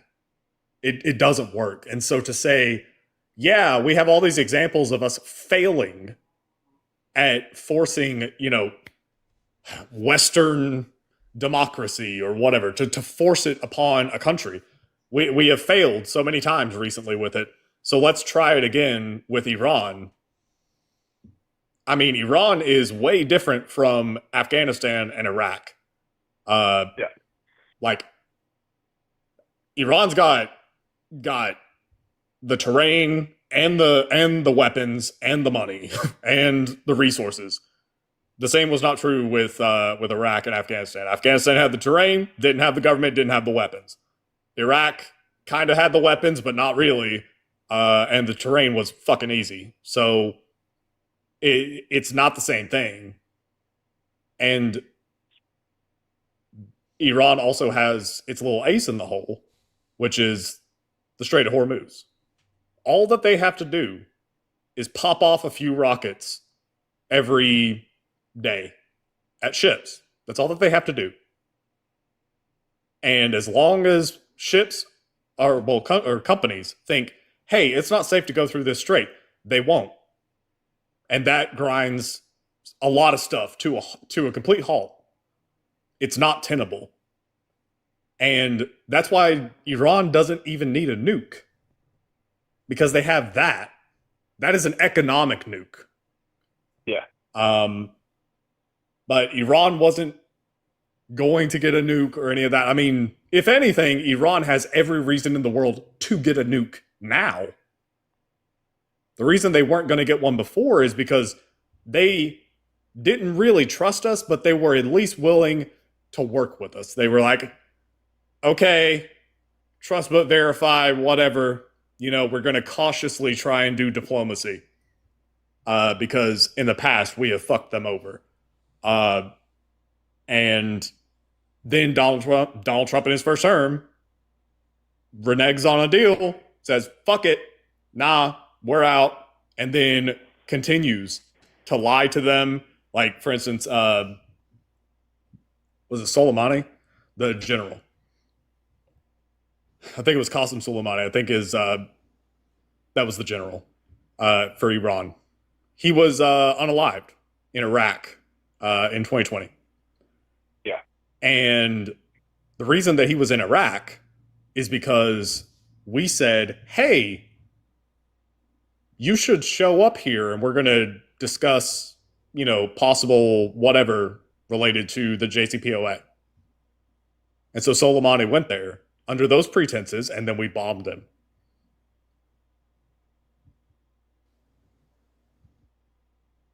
Wait, was it Qatar that? Oh, I'm sorry. I thought it was Iraq. Oh, wait, no. No, actually, I think so Iran's response was on a base in Iraq. That's probably what it was. Anyway, the point is that Trump has continued this thing that Iran has suspected us of for a while, which is that we can't be trusted. They cannot trust our word. And that's not good. Like, now they have every reason in the world to get a nuke. Because guess what we're not doing? Invading North Korea. Why? Because they have nuclear weapons. That's the only reason. And I mean, like, if that is what guarantees sovereignty, which it seems like that's the only thing that guarantees sovereignty, then Iran has every reason in the world to pursue at any cost that. Now, because of our actions, because of what we did to them, and by we, I mean the Trump administration, what has been done. Now, does that mean they're going to do it? Fuck if I know. I'm just saying now they have way more motivation to do it. So, I mean, given where we're at, currently to this day, I mean, would you say that a regime change would be the best outcome for Iran, for the Iranian people?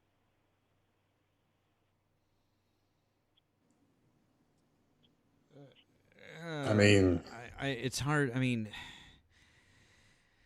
I don't know, man. Like, we're getting into like some.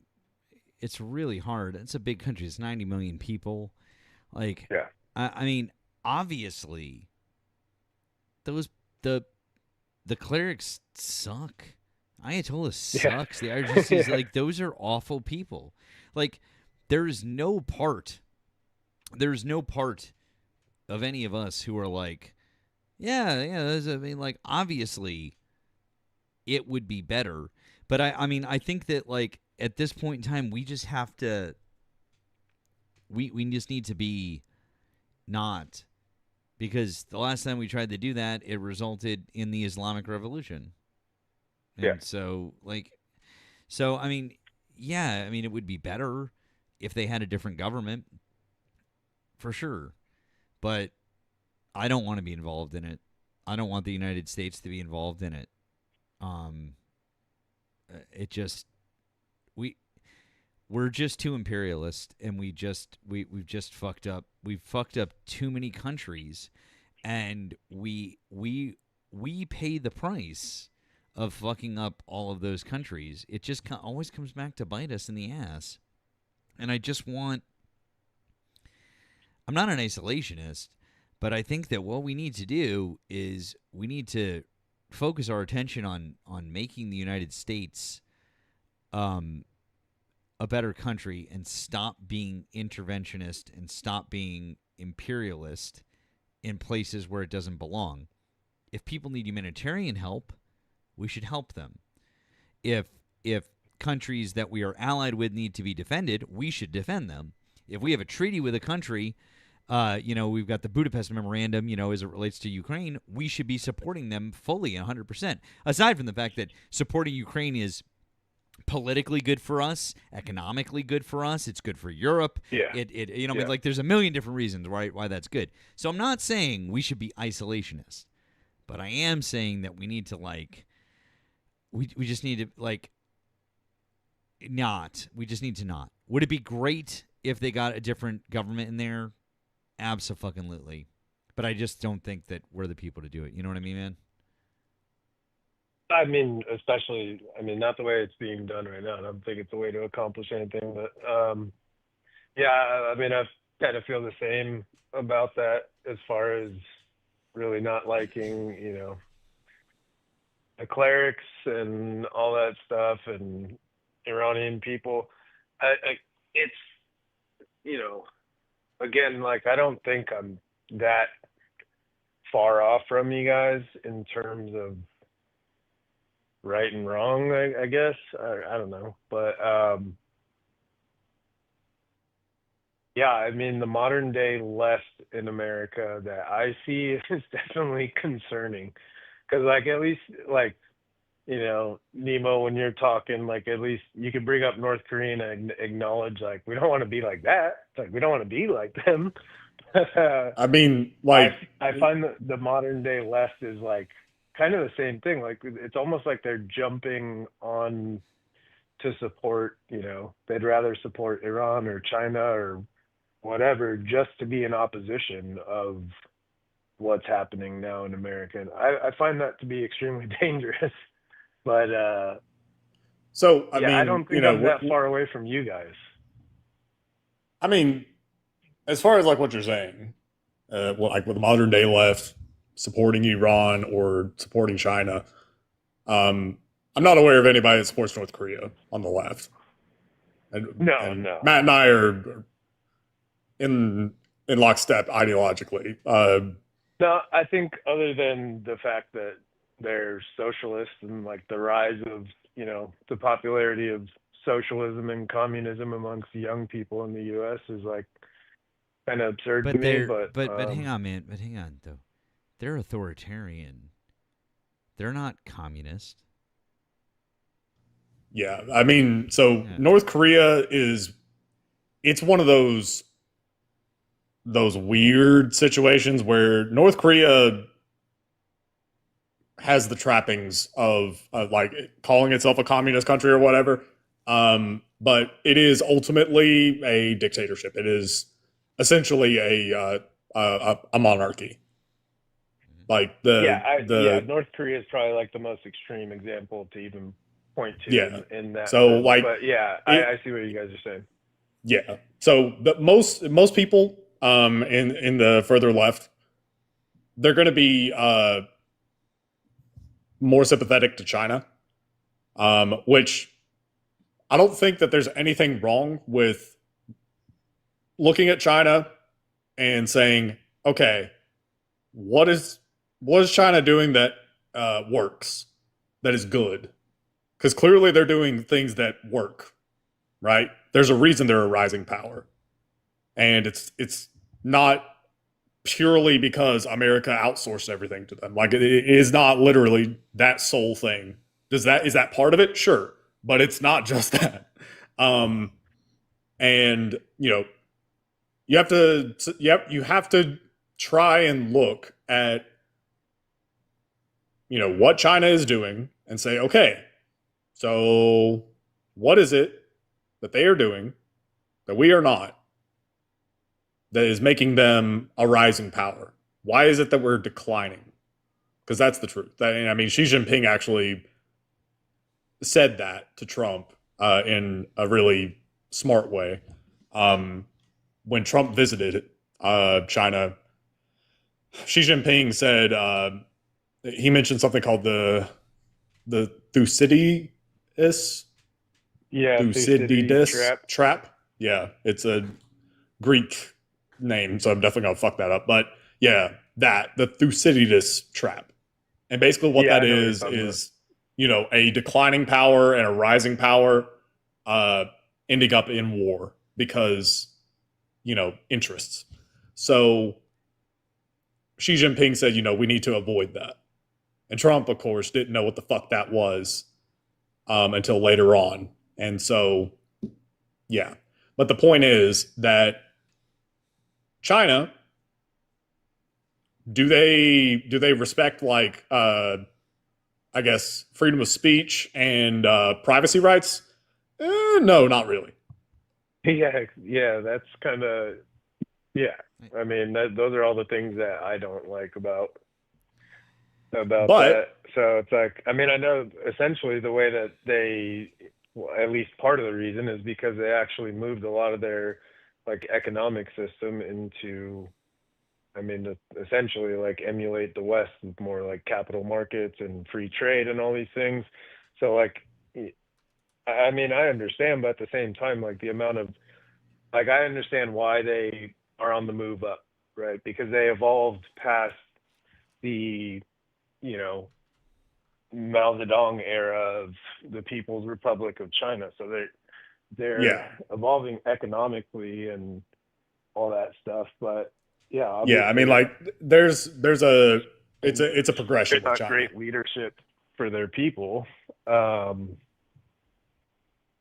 mean, so I think that as far as China is concerned, you're going to see you're going to see more and more this insistence from people on the left to look at China, not to copy them like 100%, but to look at them and be like, okay, cool. Can we can we do this? I mean, there are things that China does that it pisses me off to no end that we are not doing them. So, for example, rolling out nuclear power plants. I always bring this up. I'm a big fan of nuclear power. China's been rolling those things out left, right, and center. The old school narrative of, oh yeah, but China, they do coal, they're dirty fossil fuels or whatever. Yeah, no, they've actually moved on from that. Was that true back in 2010? Sure. Not anymore. Not anymore, because they have moved that fast. Yes, really. They have been bringing green energy online all over the country, and they are actively surpassing us when it comes to solar, when it comes to wind. And it's not because we didn't have the advantage, because we did. We had every advantage. We were pursuing that before them, and we were further along and better at it. But then, Trump and MAGA came along, and they're like, "Oh no, we got to do coal." Dude, coal has been a dying industry for generations at this point. Like when Trump came in, it's not like there were a shit ton of coal jobs that magically came back. You can look at the number of jobs in coal at the start of Trump's term, his first term, and at the end. There was no change, no meaningful change whatsoever. Coal didn't go back to the good old days or anything like that. So it was silly to say that. But this opposition to green energy that we see from Republicans and from conservatives, it just doesn't make sense. Like, conservatives are going to argue, oh, well, this is like tree-hugging hippie bullshit. And the truth is it tree-hugging hippie stuff? Yeah. Is it bullshit? No. Because are we about to run out of oil? No. Are we about to, is there any chance we're going to run out of oil in the next, 200 years? No. And we absolutely are going to need oil for basic civilization outside of fuel anyway. But the truth is, when you have a lot of different power sources for, electricity, it makes your country more stable. So, when shit hits the fan, you've got things to fall back on. You've got backups.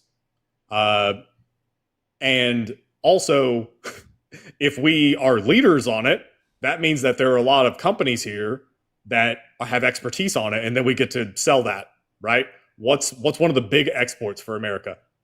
Weapons. Things that blow shit up or otherwise delete things. We know how to do that. We're really good at that. We're the best at it. And we export to all sorts of different countries. We have bukus of money doing that. And those are jobs here. That is industry here. All that stuff. Now, there's no reason in the world that we couldn't do that for green energy. But instead, because of, I don't know, some silly culture war bullshit, we're like, nope, we're not doing it because solar is gay. So fuck it. And that's just silly. It's silly to say that shit. And China is picking up the slack. And they have surpassed us. They have surpassed us. And they manufacture the majority of the world's solar panels and equipment and all, to facilitate all that stuff, right? Yeah. Yes. Well, yes. Why is there not a bigger focus on nuclear right now in the U.S.? Nuclear is its own kind of beast. You kind of get it from. So the left is kind of. I agree with you. I agree with you completely. That I think, why not? Yeah, so as far as the nuclear thing, the left generally has been, not a fan of nuclear power. And there are reasons for that. Yeah, I've been an evangelist for nuclear power because I used to also be anti-nuclear until I learned oh, hey, all the scary shit about nuclear power. Really smart people figured out how to make those things not a thing anymore. And we just need to dump money into it. France is the shining example of that. France has been doing this shit since like the 90s. And they use nuclear power. They have nuclear power plants. They have like a standard with that shit. And yeah, like that's how they do it. It is clean. It is safe. It is really efficient. But, you know, when people in America hear nuclear power, they think, you know, 3 Mile Island, they think Chernobyl, they think Fukushima. Yeah. And, you know, all right, understandable. And so because of that, the left has always been kind of skeptical of nuclear power. And also the left says, hey, why don't we just take all that effort and dump it into green energy? Which that's not really a terrible alternative. It's not there yet, where it's not at the efficiency that nuclear has. But, you know, compared to what the Republicans are proposing, which is let's go back into coal, well, that's fucking asinine. It does seem like most Republicans tend to be okay with nuclear power. My thing with nuclear power, and this is where Republicans disagree, is I don't like the idea of nuclear energy being something that is done privately, like that companies do it and they make money doing it, because I'm always skeptical of that. I'm always skeptical of, okay, you are a company. Your job is to make money, and you will cut corners if you can. Yep. Yeah. So that's always been my issue. Exactly. Look, man, I think at the end of the day, with all this and hearing what you're saying about, I think what you're getting from the left is you're getting a lot of people that are they're not looking to countries like, they're not looking to a country like China and like we were saying before, like, oh, love them for their human rights stuff or their freedom of speech. No. But, they have a larger middle class than the United States does. They have a larger middle class than we do. That's obscene. That China has a larger and more thriving middle class than the United States of America at this point in time. It shouldn't be like that. And I think that people see that the cost of living is better, and that they have affordable health care, and that there's and then we look at all these other countries and we see things like we're spending the most on healthcare per capita per person, and we have some of the worst outcomes. And we see this and we see that, and so that's why we look at some of these other countries. And I've never seen anyone ever say anything positive about North Korea, quite frankly. Somebody mentioned high-speed rail in the chat. Amazing public transportation, the technology. It's like China's living in the fucking future, and so no one is sitting here praising China like across the board and being like, we want to be exactly like them. But I do think that there's absolutely some merit in saying, why do they have these really good things and we don't? Because we're the United States of America. I thought that we were supposed to be the shining city upon the hill, and we're not. And so when you look at people on the left, that's what's being pointed out. That's the thing that we're sitting over here going, hey, we want better public transportation. We want universal health care. There should be single-payer health care here, just like every other developed nation in the world. We want a thriving middle class. I don't think that every single person has to be obscenely wealthy. I think we need a good middle class like we used to have in this country in the 1960s, 1970s, and the 1950s. Like, we had that, where somebody could raise a family on a single income, and different things like that. We used to be able to do that shit. We can't anymore because we dismantled it here, starting with Ronald Reagan. We want to be able to have those things again, and I don't think that it's unreasonable. So please don't mistake looking at some of those things and being like, oh, they want us to be just like China. No, we want the benefits that these other people are getting. It's just not. Does that make sense? Yeah, no, it does, and it makes sense to me too. Like why China has all those things, and a lot of the cases is because they're ruled from the top down. So like in terms of like industry, economics, manufacturing, all that stuff, like a lot of people in China don't choose that. That's all being dictated by the government. So like with all those human rights violations and all those things that we could talk about that we don't agree with in China, like a lot of that goes to, over the years, a lot of that stuff is what has evolved the country in terms of like. Do you like the fact that we have highways in America? Sure. How do you think the highway system in America got built? I don't know exactly. It happened in the 1950s under Dwight D. Eisenhower. Do you know what the American government did? They used eminent domain, and they basically went across the entire country, and they were like, fuck it. We're building highways. And if you're in the way... If your house is in the way, then get the fuck out.